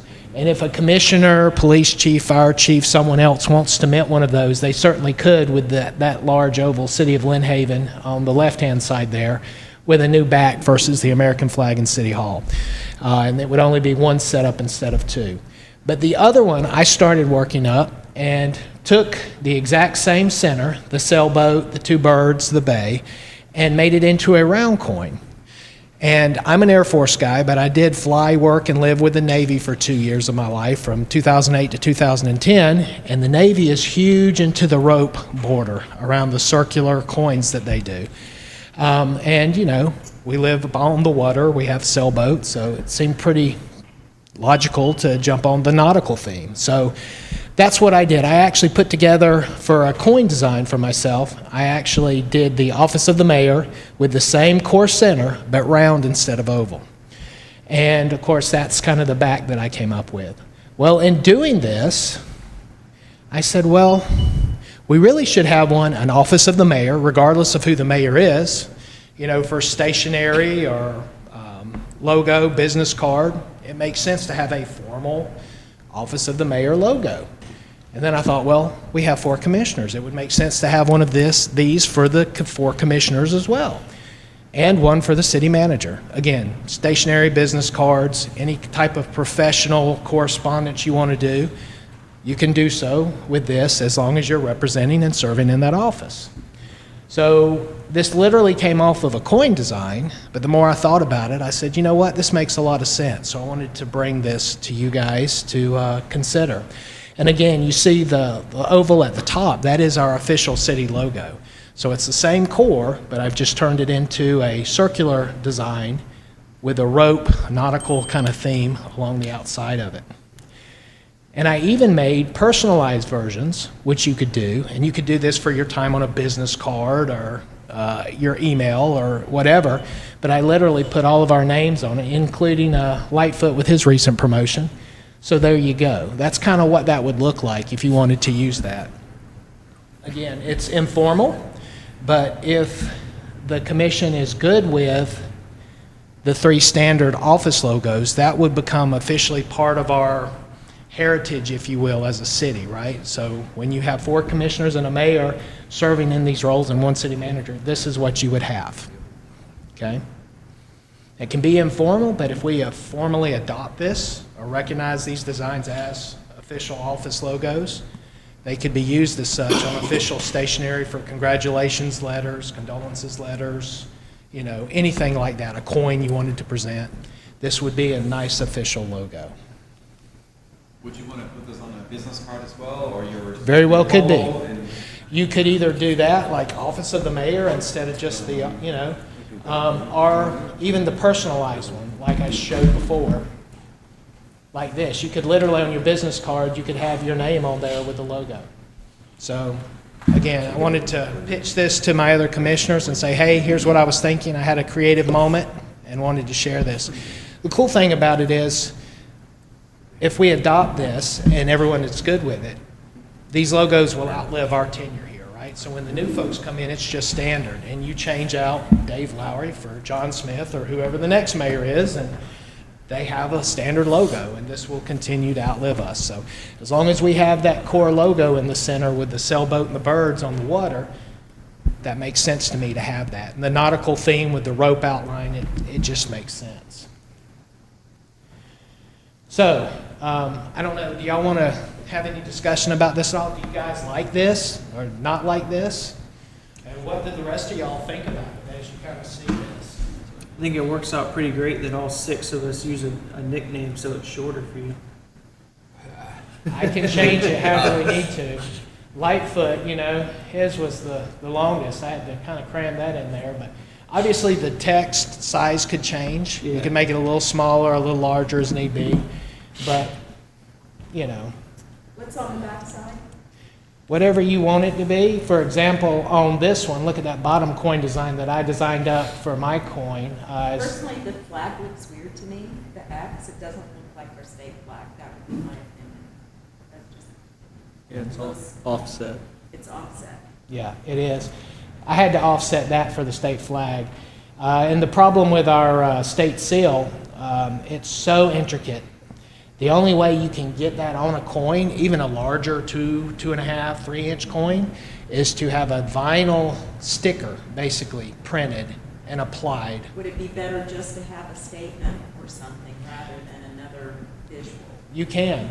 You could literally have, and I'll pick on Jamie here for a second, just because he's in line of sight, but let's say Jamie wanted to do the city of Lynn Haven, that top oval.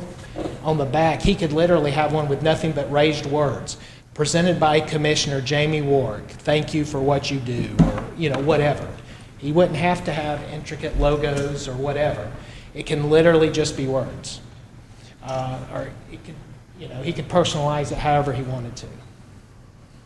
So, but yeah, so that's kind of what I was thinking of. So, Pat, Sam, That's good. Jamie? There's a cost involved, right?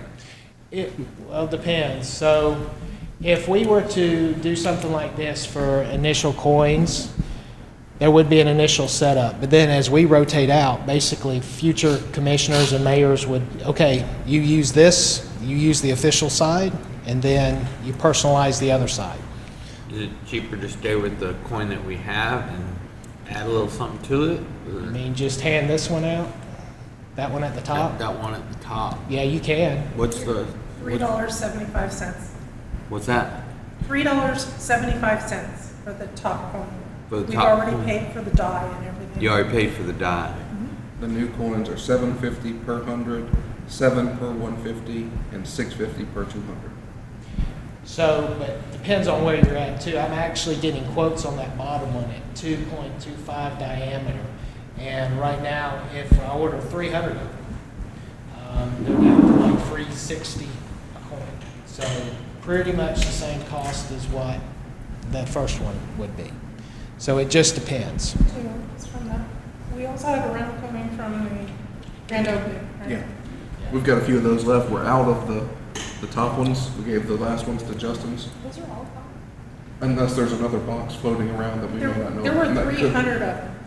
The order in 23 was 300. Can't imagine what they got 300. Chris found like a box of 20 of them or something. I'm gonna want to bet there's more boxes somewhere. Well, if Did we got marketing have them? Hmm? Did marketing have them? Yeah, They I may- assume so. They may be in that closet back there. Okay. Let's look and see if we've got more. I'd love to hear that. They were very well received. Justin and his crew loved it. So, Yeah, I thought that was really cool. and even if we reorder them, $3.50, $4, that's a large coin. That's like a 3-inch coin. It looks like a belt buckle. Yes. It's pretty damn good. Excuse my French. My So- grandmother didn't know what it was. But yeah, and then what do y'all think about just incorporating making those kind of the official logos for stationery, business cards, whatever? You don't have to use it, but you can use it, and making that kind of the distinctive logos of the office. Like a navy blue? Well, I mean, on the screen, I mean, you could adjust that. Yeah. It can be changed to match that same Yeah. English navy blue. Yeah, we can do that. Yeah, the navy blue, yeah. I literally took this off of a coin graphic I was working on, building a coin and converted it, sent it to Lightfoot, and said, hey, what do you think? The rest is history. But, well, we can kick it around. I can come up with a formal presentation of it, and I can introduce it at one of our next commission meetings and ask for commission blessing to kind of approve this as optional office logo use or whatever you want to call it. I've had other citizens, and I've been a citizen for a long time, so this is gonna, it may sound negative, but it's what I've heard from others. Lynn Haven and sailboats. Why sailboats? Well, I mean, honestly, there's not a whole lot of sailboats in North Bay. not just that, honestly, this logo design is 40 years old. I mean, it is so outdated compared to other cities. Well, no, I'm saying the design, no, I'm saying the design of it. That is a good question, Bobby. You would know, when did this logo come into place? I just remember the competition. Because And sailboats? I got a picture of our original logo, Oh, we'd like to see that. which was City Hall. Actually, I don't even know if I have it on me. But I do have it. See, that's the thing with competition. This was a competition by the Yeah. residents. And every time I look at it, it looks like the logo to Maxwell House Coffee. Yeah. I think somebody was sitting at their breakfast table. You know, When it comes to competition. So how long ago was that? Well, and you get these sunset color. renderings That was in the 90s. that are not professional, Yeah. And then you ask the public, and then you get a majority vote, and suddenly you're married to this design that. So, it sounds like to me we're at a point where do we want to rebrand? And the cost to rebrand is not cheap. When Chris and I were in Panama City, we decided, Pensacola at the time had Pelican everything. So we kind of shaped everything around sales, so we could use it so many different ways. It was $750,000 when you look at business cards, letterhead, Think of the signs up on the building. The cladding on the building. Yeah, but I can tell you, I hear it from other people, say, man, y'all's logo's ugly, that's old looking. And Well, you can we can keep the same logo and modernize it, right? Yeah. Military patches do that. Most military units older units that have been around since World War I, World War II, they use the same patch, but they kind of modernize it, right? So the lion or the arrowhead or the whatever becomes more defined and distinctive over time. It's not just like an old Disney cartoon from World War II anymore, right? So we could look to streamline it. It's not a bad logo. It does look a little outdated, but we've had it for almost a half a century now. So, we could do some tweaking around the edges, but it's kind of ours now. We own it, right? And ironically, if we went back to the historical first city hall or first city logo, which is the old city hall in front of us, that's like just a historical little meeting room building now. It's not even kind of who we are anymore. So, I mean, we could recognize our roots, but I don't know. But Bobby, when would you say that was, sir? How long would you say we've had this logo? Since, I think it was before 2000. So it was in the 90s. So, well, for now. You and W.H. Lynn that did that, or? Was that you and W.H. Lynn that did that, or? Yeah. Reggie helped design it. Just remember they put it out for competition. Like with the schools or? The public, anybody. Mr. Mayor, have you seen Pensacola's new logo? I haven't seen their new logo. Yeah, they've incorporated an exclamation point that represents a palm tree and a blue angel. So it's a branding that's not tied into one specific. Yeah. So, Ty just showed me Pensacola kind of rebranded their logo, and it's kind of a big burger. I mean, I get where they were going with that. Back in the late 1990s, early 2000s, the Air Force rebranded from the Hap Arnold Air Wings, the old Army Air Corps wings that my grandfather wore on his uniform when he was fighting the Germans in World War II.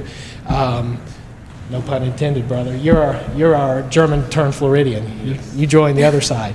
But when in World War II, he wore that patch, flying in combat, and that is still our historical logo. Well, they revised it and made it, we call it the Decepticon logo. It almost looks like the Transformer logo, right? And so they tried very hard to make it new and modern and cool, and it just kind of flopped. And so those of us that started out as youngsters with the old Hap wings, and then they moved to this new one, we don't even recognize that. They're like, that's not us. But the younger kids that came in after that was the logo, they don't know any different. They're just like, hey, that's always been it. But let's just say that we did decide to rebrand. We wouldn't have to change everything at once. I mean, we could do it by attrition as it needed to be changed, like you're talking about City Hall. 50-year building. What's that? 50-year building. Right, true. So it might have to stay there the whole time. I wouldn't want to change it just because we rebranded, But if we did want to do it, I think we'd have to keep that same shape. So I'm getting a glare from Chief Johnson because we did just spend $2.2 million on fire trucks with a brand new logo.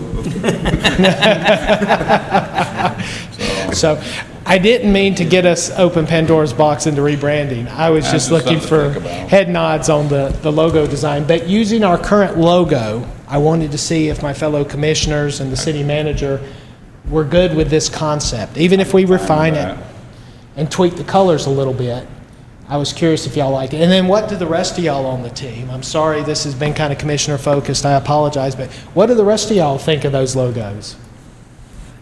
I think the coins look nice. It's whatever you enjoy giving out to people, relationship-wise in the community. It's going to be well received.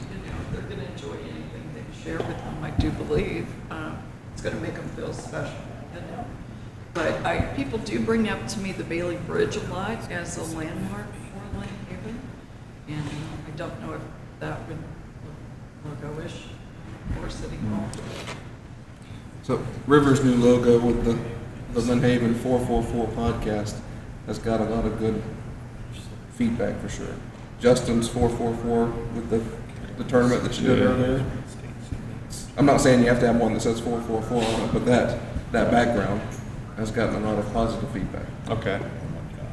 So if anybody other than military are in the coins, it's our cops and firefighters. What do our two chiefs think of these logos? Just the concept. I don't like the part at the top, oval, and around that with the gold around it. I'm not a fan of the sailboat, but it is what it is. I like the office of the mayor, because I have one that's being produced right now, says office of the fire chief. But our fire department logo is in the middle of it, and on the back of it, it's got the new brand of the new fire on the back of it. If you're going to, I mean, you have to look at this a little bit deeper.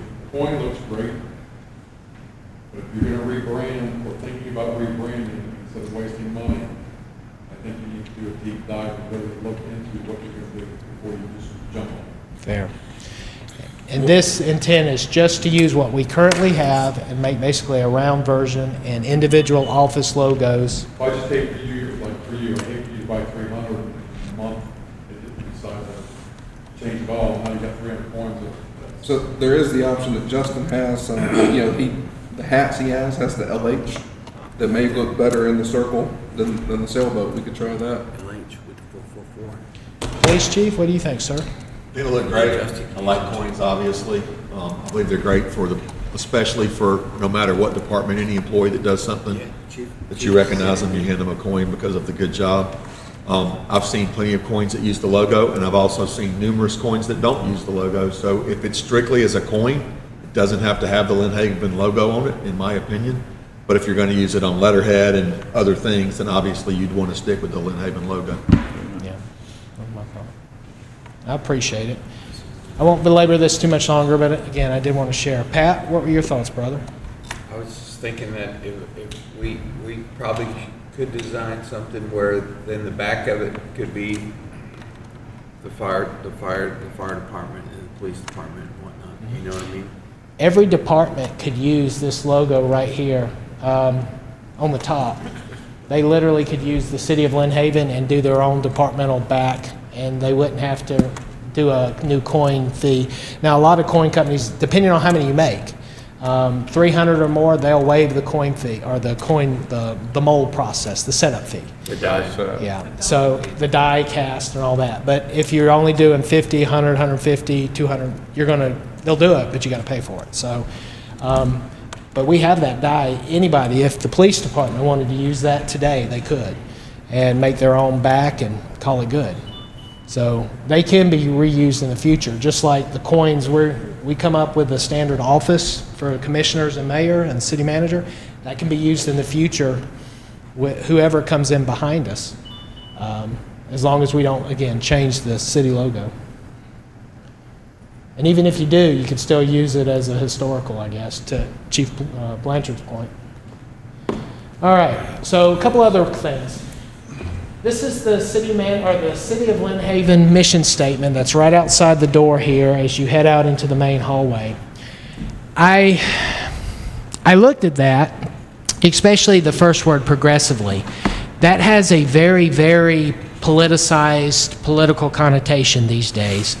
But I know words change over time, meanings change, things that are normal and for one generation become derogatory in another. So I asked two of my last three most recent predecessors, Walt Kelly and Margot Anderson, if they recognized that statement, and they said no. I also asked our longest-serving commissioner on the commission if he had seen it before, and Commissioner Perno said it didn't ring a bell with him either.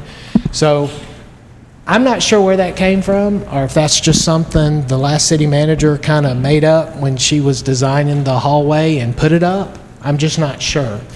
But it got me thinking that we probably could come up with a good mission statement that would be clear and would add some clarity for us.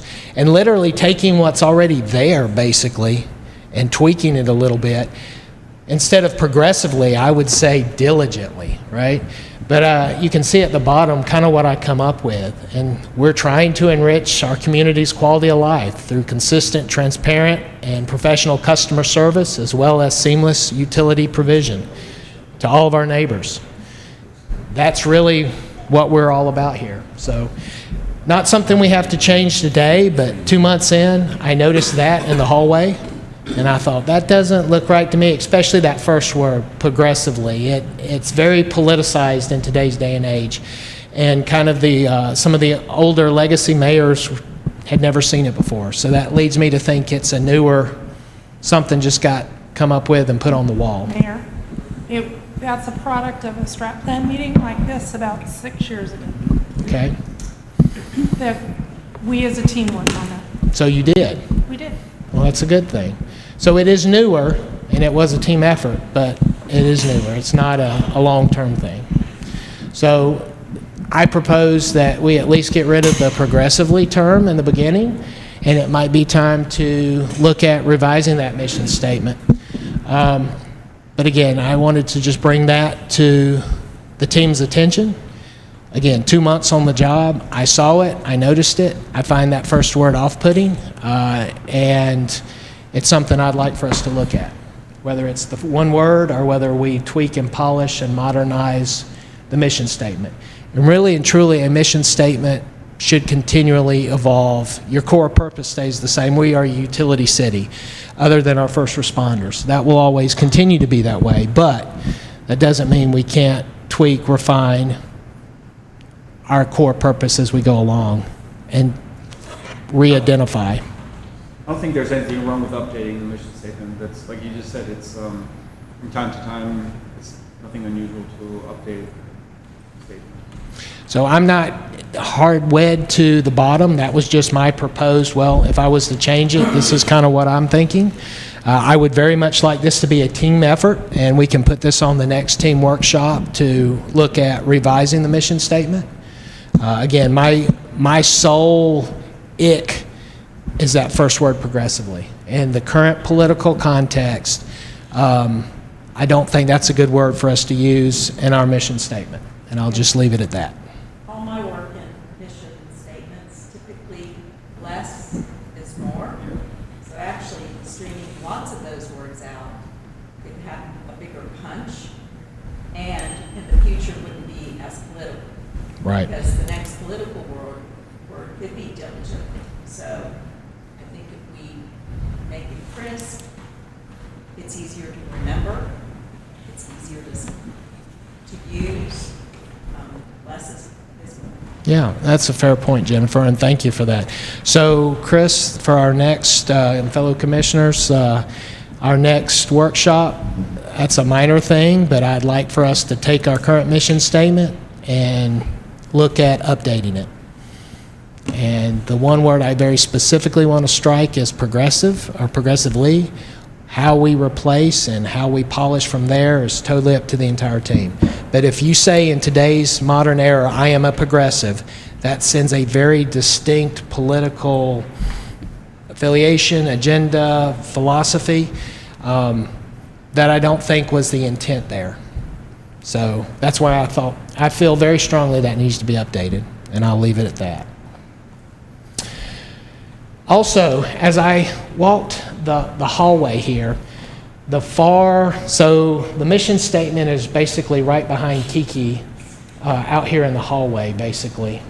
So this would be the southwest, basically, side of the hallway. On the northeast corner, we also have Lynn Haven, a great place to live. And I've looked at that wall, and I've talked to City Manager Lightfoot about it a couple of times, and it's always struck me as odd that it's kind of a hodgepodge. I would think of this as something like when you're moving into your first apartment and you have a whole bunch of assorted stuff and you kind of just put it on the wall to fill up the space. If you notice in the bottom left-hand corner, there are a few pictures of Hurricane Michael. Damage, there's a little note. There's some cool things about history makers, the first female mayor, first African Americans elected commissioner, and those are all great trailblazers. Walt Kelly, the longest serving mayor, 19 years. But then you have a bunch of just random stuff put up there. Parades. You have a 50-year time capsule down in the bottom right-hand corner that takes up just as much space as Hurricane Michael did. I would argue, having lived through and rode out Hurricane Michael here in my home with my family, and I just hung up my uniform from the military 2 months prior, Hurricane Michael, not only was it a historically huge moment, the 5th Cat 5 ever in recorded history in North America, but the Western Eye Wall came right over Lynn Haven, and it packed a heck of a punch on us. That was a defining moment for Lynn Haven. It changed the course of Lynn Haven in a lot of ways. We had the President of the United States here. We had the Governor of the state of Florida here, literally at City Hall, or what was left of it, shaking hands with the then mayor and commissioners, and what do you need? What can we do to help? There's no pictures of Governor Scott or President Trump here with Margo Anderson or any of the commissioners at the time. And that whole piece of Lynn Haven is kind of just one little blur equivalent to a 50-year time capsule somebody put in a corner. I would really like to revise the northwestern wall. And I don't know that that far section with the city seal and then a whole bunch of empty space and then a quote at the bottom from our former city manager, I don't know that that's the best utilization of that space either. I'd like to look at revising that, updating that particular wall, and showcase more of Hurricane Michael kind of before and after, and our community's resiliency and what happened here. I'd also like to add the last 2 mayors, both of my predecessors, Mayor Anderson and Mayor Nelson, neither one of which are up there. So there needs to be some modernization to that particular panel, and I don't have all the answers, but I'm identifying it to the team that I'd really like to, when people come in, the western side of our hallway is great, particularly the northwestern side. It's got pictures of W.T. Lynn, Bobby's old buddy from high school, and, you know, going all the way around. That's all great. But when you get to the more modern contemporary side, it just kind of feels like stuff was kind of randomly put together to take up space. And I would really like for us as a team, and Ty, you're really good at this in the public affairs kind of world, let's showcase our strengths. When Mother Nature really put us on the ropes, here's how we came together as a community, right? We had the president and the governor here. There's no pictures of any of that, you know? So, you know, I would love to get a quote from what was said then from Governor Scott and President Trump about Lynn Haven, and put that prominently up there. I'd much rather have those up there than a former city manager. Talking about, you know, good stuff. I'd talk about the tenacity of our community, or the strength of our community, or how well we came together as a people, as a team, as neighbors. That's what we want to showcase in City Hall, right?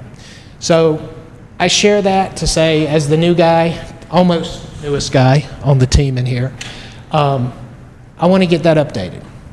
And if anybody has any heartburn with that, please speak up. But otherwise, I'm not hard sold on how we need to update it, other than the last 2 mayors need to be included. And I think much more of a focus needs to be put on our Hurricane Michael recovery and how we have changed for the better as a community since. So anybody got any thoughts on that? Bueller? I think it's always safer when you do something like this. I'll be real honest, the person needs to have passed. That's why the other walls speak to our history. When you have living people, things happen. So almost every one of those people up there are still living. And only one of them, ironically, was not elected. But the rest of them were elected leaders of our community, black, white, male, female. But yeah, they're still around. So there might be one. Well, on No. this side, they're not. This side, only Vicky and Walt Kelly are the only 2 alive. The rest are passed. They've all passed. on the left. Yeah, I just had lunch with Walt 2 weeks ago. Oh, that's true, but she's, But Montiel. she's, Montiel, okay. Commissioner Miller. And I would have said the same thing. I was part of a meeting, what do you think of this? I'd say, I think you waited. The history is history. I'm primarily looking at if you look at these as 3 sections, I'm primarily looking at the center and the right. I'm not really looking to change the left other than maybe that bottom Michael corner. Maybe you put something else down there. But I want to more effectively showcase Michael and our recovery sense. So, commissioners, any thoughts? What's it going to cost to do an update? It's about $20,000. Not for just 1 or 2 panels. It's about 20,000. Really? Yeah. 10 to 20,000. It's going to be, most of the work will be removing it and then printing the new one and then installation. But it will cost, we would budget 20 grand for it. And that's basically printed wallpaper, is it not? It's painted on there. It was it's very cool. They set up a track, and it's a big printer that goes up and down. So it's not it's basically a mobile printer on your wall. Right. It looks like a little railroad track. They set it, and most people didn't see it because they covered it with a blanket while it was doing it, so nobody would see what the pictures were. And then it just goes up and down like a big. Like an old dot matrix printer. Pretty much. All the old folks in here know what I'm talking about. Younger ones are like, It what? was 40 grand for the entire wall to make the replacement. One, I don't know if you can just do the portion with the print, but they have to remove the glass, remove everything, and then print it. So we would budget 20 grand. Well, the center and the right panels of this one in particular, I think, need replacing, need updating. And maybe we could put wall and some of that other stuff in the bottom left corner instead. But whether that's repainting over it or whether it's removing it, or if they print on top of it, maybe you actually use a special kind of paint and paint over it and then they reprint on top of that. I don't know. But I can't imagine if they're printing on it that it's going to be that extensive to wallpaper over and then have them reprint. But anyway, I'd like to get a quote once we have an idea of what we would like to showcase. That is like the one piece of the display in the entire City Hall main hall that's kind of got a bunch of open space and kind of doesn't look finished. So that's the area I want to update with a particular focus on Hurricane Michael. And that's what I wanted to throw up to the rest of the group. I'll be the other person to make a comment. If we're worried about progressive, I would be concerned that some of the things you're suggesting are very political. Adding my 2 predecessors, a white female and a black male, to the history of Lynn Haven leadership, I don't think would be political. I personally think as a citizen it's political. In what way? Well, we have a mayor that was convicted of a felony.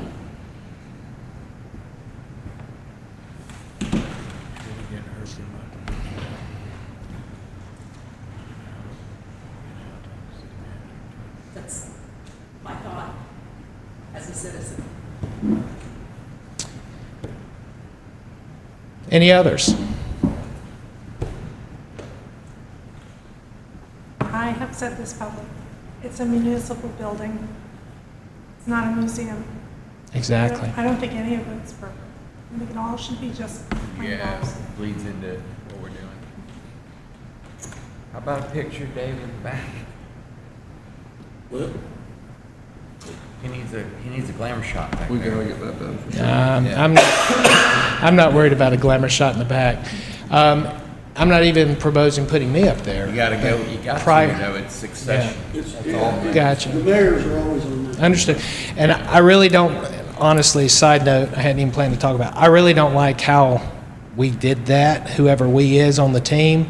We start over here. I realize that the old city hall, those were all up on one big nice wall, and Michael basically ripped it down. I think we need to look at trying to display those a little better, whether we do it on both sides of these two large pillars versus coming down the hallway and kind of snaking around. I don't know, but something to look at. That doesn't look like all the mayors either since 1911. But again, if there's anything to be updated other than the mission statement, it's these two panels there. And we have a bunch of wasted space, and I don't think we highlight Hurricane Michael near as appropriately as we should. And those are things that I would very much like to do. And therefore, I am sharing it with the rest of the team here. So I will leave that at that unless there are any questions or anybody wants to discuss further.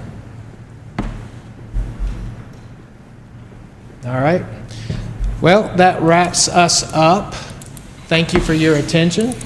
I guess now it's just kind of, I'm going to go sit down. We can have a kind of a back and forth feedback. Yep, definitely got a few things. Lots of really great information today. Thank you for all participating. Commission, what you've seen today is historically what we've done behind the scenes before we brought you numbers. This is the presentations that you've seen. We did these internally. I'm thankful that you see the sausage making, as it were. I'm going to focus on general fund first because that's the thing that is easiest to digest. In aggregate, all of the requests that you received today for general fund additions over and above what is already in the budget, in aggregate, $10.5 million. And that doesn't include salary. That includes the salary increases for the police department. Not based on the salary study, just Not based on the projection. salary study. I have no idea of how to put a dollar value on the salary study yet, for obvious reasons. So while we all would love to say yes to everything, you would have to more than double the ad valorem to say yes to everything. So as has been the case in the past, we will need to prioritize. And I'm hoping that you will lead us in that endeavor. We need your input on what is the priority of the system, of the city. What's your vision for 5 years, 10 years, 50 years? How do we get there? We need vision from you so that we can implement the strat plan, and then once the strat plan is solidified, then we develop the budget to support the strat plan, which supports the mission, the vision statement. Does that make sense? In the past, what we've done is, here's the bucket of money, who gets what? It's reactionary. I'm hoping that we can move into a more proactive budgeting and strat planning ability.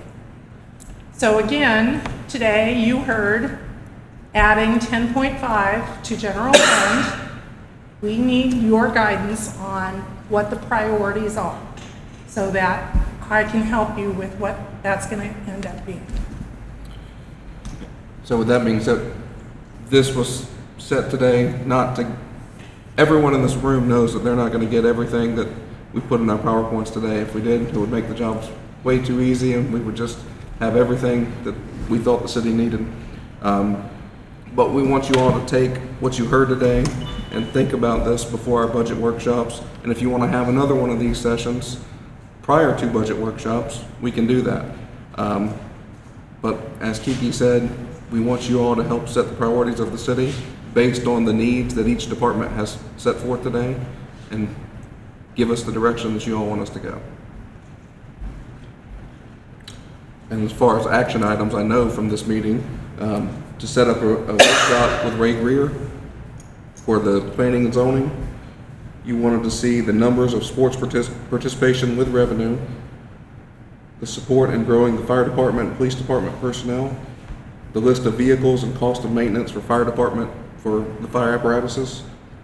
We do want to talk about fleet issues, as Chief Blanchard talked about in his presentation. We've got some things to talk about there. We have been getting quotes on outsourcing some of our stuff, and it may be cheaper to do that. Fortifying the park near the water at Sheffield, as Commissioner Perno stated. The push-button crossings at the rails to trails. Update the mission statement. Missing anything as far as action items? And CJ captured a lot more in her notes as well that we'll review to make sure, but. No, this has been extremely beneficial. How do I word this? As you all know, the commission's supposed to be the one that sets the priorities. But I don't think that culture has been there for a long time.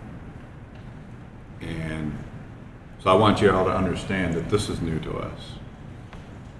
So when you say you want to know what our vision is, you want to know our priorities, it's going to be a learning experience for us, because that's not how it happened in the past. I think you all can understand that. So we as a commission have a lot of work to do as far as what are our priorities. Of course, safety and security is always going to be the top ones, because those are the ones that affect lives. But the information you're providing us helps us get to that point. So I don't know how the rest of the commission feel, but I feel like this whole thing has been extremely valuable for us to be able to do our job as commissioner. So I just want to say thank you for that. Yeah. This is great. So do you all feel like we need to do follow-up to this prior to the budget workshops? Yeah. With just, I mean, I know you don't need to see the PowerPoints and all again, but would you all like to bring back some input to each department head? Would you like one-on-one meetings? I think we gotta run numbers, because, I mean, a lot of, like you said, there's a lot of the stuff that we want them, yeah, we do, but then at the same point is, we're not gonna be able to fund everything. No, and our job as staff to build you the budget. We will build a budget, we will prioritize with each, and then when you all get the first draft of the budget, there will be some things missing from today, and that will be what we work with to build the budget and realize what we can and cannot afford. This process that we're doing is what I had envisioned for quite a while, and obviously I got a lot of pushback from that. And so I don't know. What do you guys think? That's what I'm thinking. Is we gotta run numbers. Now we know what each department has given us as their subject matter expert for each area. I think we need to approach it as a declining budget from here, without knowing the set Projected amount budget. first. Kind of, we've met with Kiki before when we've done this, but it's like, okay, everybody presented everything they want or could possibly ask for in the next fiscal year. We know that you can't get everything, but you're gonna get maybe your top 2 items or 3 items. We're gonna yield back to y'all to sort that out, and then have the number of the budget to work from for each department and everything. So. You all have access to the folders or the folder with the presentations in it. I would ask for you in the next 2 weeks to review those again in your own time and send me a list of kind of your priorities based off of that, of what you feel is a priority, and maybe there's some things that we're missing today as a capital improvement priority, and we would like to hear that for sure. But if you could email me that in the next 2 weeks, that would kind of help us lay the groundwork of where your priorities are prior to having another workshop, so we're kind of on the same page. Yeah, that's a good idea. Because I think it's important to, I'm sure we all have different priorities. Like some of us, our priority might be police, some of us it might be infrastructure, you know? And so we kind of need to figure out where we're at. I mean, obviously we want at least some for every department if we can, but we have to have a priority. But yeah, I'll get you that. Okay. I mean, when you look at how other cities typically do this, and I know a lot of you've had experiences from other cities. From what I've seen just looking at their web page and processes and that, I think typically you see a city start around May, June when they start their budget workshops, and then they work from there based on projections. Because the reason I always got is, we don't have firm numbers. It's like, well, you need to go by projected numbers, because it's a rough draft, and as you get closer, you firm those numbers up. So I think that's how cities typically do it. So I'm glad we're doing this in March and starting early, because this is going to be a learning experience, I think, for all of us, especially us, the commission.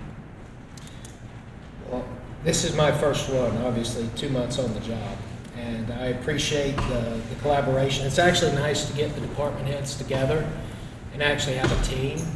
And frankly, it's nice to be able to sit down with 3 of my 4 fellow commissioners, which we don't get to generally do because of sunshine law, outside of something like this or a normal commission meeting, and have these kind of conversations and feedbacks.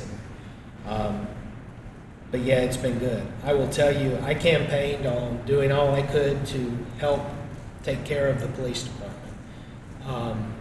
My priorities are going to be police and fire.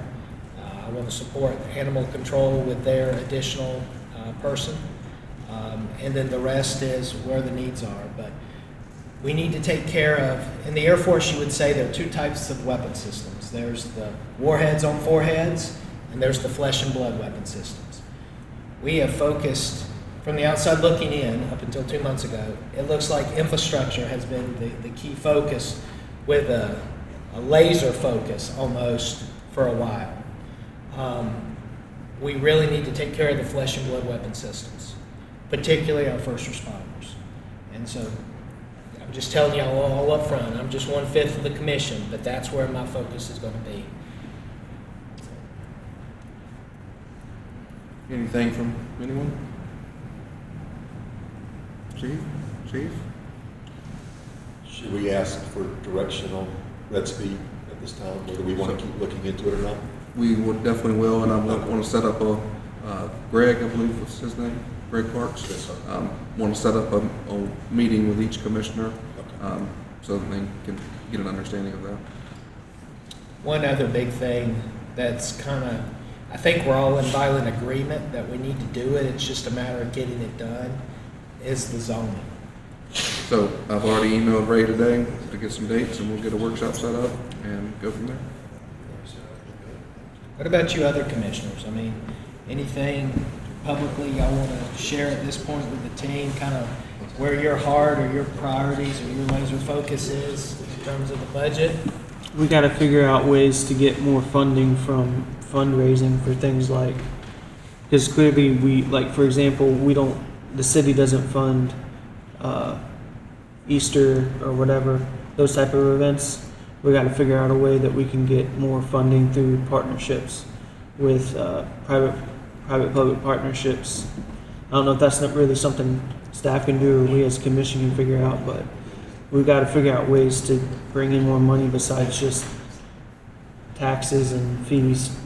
Because if people really want events to happen, they'll make them happen. And we've got professionals that live in our city that know what they're doing, and setting up events. So we just got to figure out the way forward there, which I'm hoping with this sponsorship policy coming up and staff is, Chris and Kiki and all of them have been really good about working towards that.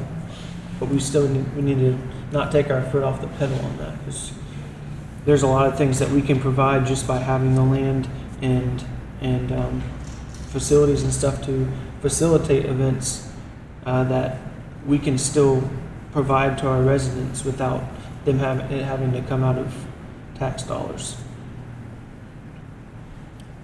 Commissioner Ward? I think I pretty much said what I wanted to say. Budget priority wise. Yeah, I'm with you as far as the first responders. I think that's something that's overdue, and it's going to hurt, but it needs to happen. Commissioner Perno? Any budget priority thoughts? Just what we talked about today, I think it's up to everybody to tighten their belts now and get the final numbers, go from there. I don't see how you can't know that we got to increase manpower in police and fire and the wages I mean, that's a given, I believe. I think the salary study is gonna show that. Yeah, and the salary study that was mentioned earlier, the beach did one. It's the same company that's doing ours. We worked with the beach and got their information. So, I mean, they pretty much have all the information here in Bay County already. So we should see some results on that pretty soon. I think it'll be plain, and we just go from there. I think it's gonna come down to, you came and asked for 6 things. You're gonna get 2. What are your top 2? You know what I mean? One better be maybe the most expensive, and one better be the medium one. You know what I mean? I just don't think that it's gonna be as easy for any one department, even though some will benefit more than others, but that's how it is every year when we do the budget, so. Well, we want to make sure it's most beneficial for the city, not just the department. That's right. How do you, and anybody else can pipe in too, but I know you worked at Panama City. How did Panama City typically do it when you worked there when they formulated the budget and the commissioners set priorities? We had a meeting such So as just like this? And then What was their next step that they did after that? we started hearing back from the commission through the city manager of what the priorities But were. their priorities, and then they formulate a budget off of that, That's and right. then they had discussions. That's right. Okay. Now, not saying that you all send me a list of your priorities and every one of those priorities we're gonna be able to pay for when you pass the budget. I mean, but we will work to set it, and then we will tell you if, hey, there's no way that we can do this unless you all raise the ad valorem X. Right. Or we would have to cut this to achieve this, and we will present that to you. We'll So put, then you have to work with Kiki to kind of formulate the budget and get That's a right. rough draft of the budget as far as where That's we're right. at. Once we hear back from you all on the priorities, then we will have the one-on-one meetings with each department head to build the budget, get everything in there, and then when Kiki's able to look at the proposed budget or the proposed revenue, we'll be able to tell where we're at, and then when we get closer to time and we get the official numbers, we'll give us a more dead on of, It'll all be preliminary, however, as you mentioned, Right. because we won't know what the property values are until June 1st. It's So better to have a rough draft than nothing at all. I can have a rough draft, and I have it so that I just change the numbers as they become hard. Wave your magic wand. Right? I wish it were that easy. So, Vicky, I have a question, Yes. just to clarify. So if we were to X all of these projects that we just talked about, Right. would we stay at the same millage rate right now? No. Or would it still go up? It would still probably, well, it depends on what the property values do. So it seems nationally, property values are softening. Yes, that's what everybody's hearing. So I don't forecast that we're going to have a large increase in property values. We will have some sort of staffing increase. Whether we keep our existing staff or we add those that have been requested, there's going to be a salary increase. The salary study, I would bet you $1, is not going to tell us anybody is being overpaid. Okay, so I'm just throwing this out there. The next step for the city commission will be to sell the new proposed millage rate to the public. So one different approach could be to pick a millage rate and work your way back. Say, Which is what we've done in the past. whatever that number is, this is what I feel comfortable. At the end of the day, you need to feel comfortable selling that number to the public. If you're not comfortable with that number, we're wasting our time here.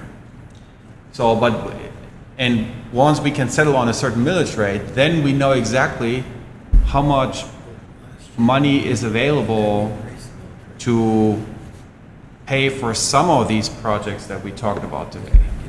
One other big wild card in all of this is the state legislature and what they're going to do with property taxes. We all went up and visited, the 4 of us commissioners and City Manager Lightfoot went up in late January and met on that. The House moved out and did a bill. The Senate has not. They're going to come back into special session and do that.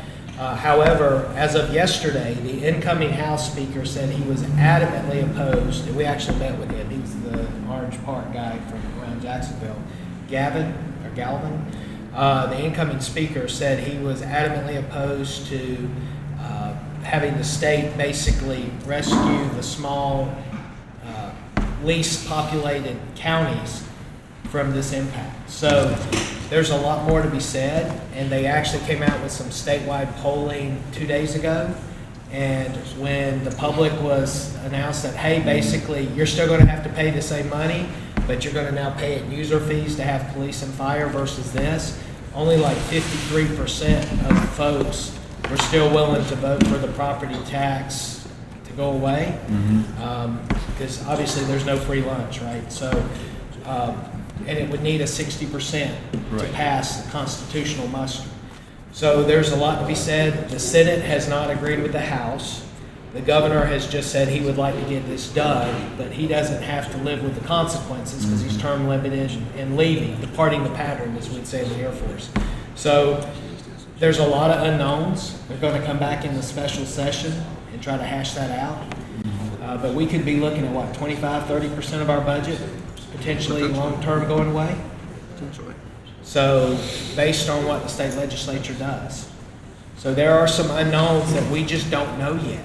And we won't know until, you know, it happens. And when we were up there in late January, they literally, the speaker, the incoming speaker, the deputy speaker, they all looked us in the eyes, shook our hands, and said the same thing. We don't know.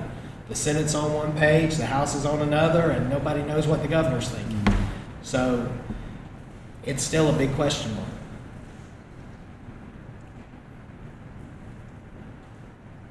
And in all that, we still have to make the sausage and make the utilities work and figure out how to make it happen. And that's what we do as a team. The chief keeps us safe, and the rest of us do our best to add value to the process and row in the rowboat together. Chief? Not from where you come, but Commissioner Peebles brought up a good thing. I don't know how much it costs us to do, like, for example, the fireworks show. But where I come from, we don't pay for any of that stuff. That's all 100% sponsors and vendors. They're paying for the fireworks shows, they're paying for parades, they're paying for all that stuff. The city runs it, but it even gets budgets for the extra police officers that are working, you know, so it doesn't even come out of the police budget when you have to put 30 police officers out there, because they basically determine how much it's going to cost. They have gold level sponsorship, silver level sponsorship, you know, et cetera, and it covers all those types of events. And that might not be a lot, but I'm sure over all the events we use, it's at least $100,000 a year, I would think. Oh, absolutely. Yeah, usually. So, City Manager, as we wrap up, I'll ask you, I guess officially, you've been on the job 8 months with the interim title, but what are your biggest concerns? What keeps you up at night right now? And what are your thoughts as we kind of move forward in this budgeting process? Being able to get a budget passed that everyone is in agreement with. You saw the priorities of all the department heads today. Again, need to hear back the priorities from you five, and we need to be able to build a budget off of that, and we need to know that we're going to be able to build a budget that we're going to get you all to stand behind of whatever increase or whatever rates are going to have to be set to make that happen. We're all a team. It's one team and one fight. That's what we say in the Air Force. I don't care if you're flying tankers or F-15s or F-22s or you're a cop at the gate or a civil engineer guy or the personnelist or the medic. We need all of those folks to make those airplanes fly and keep those pilots healthy and fed and flying. So we can't make this city work without all of y'all and your teams, your departments, and the commission. We truly appreciate y'all very much.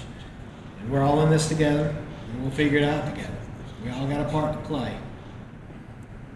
We just do it as a team. I'll row it in the rowboat, if you will. And with that, good. Ready, break. Y'all have a good Friday afternoon.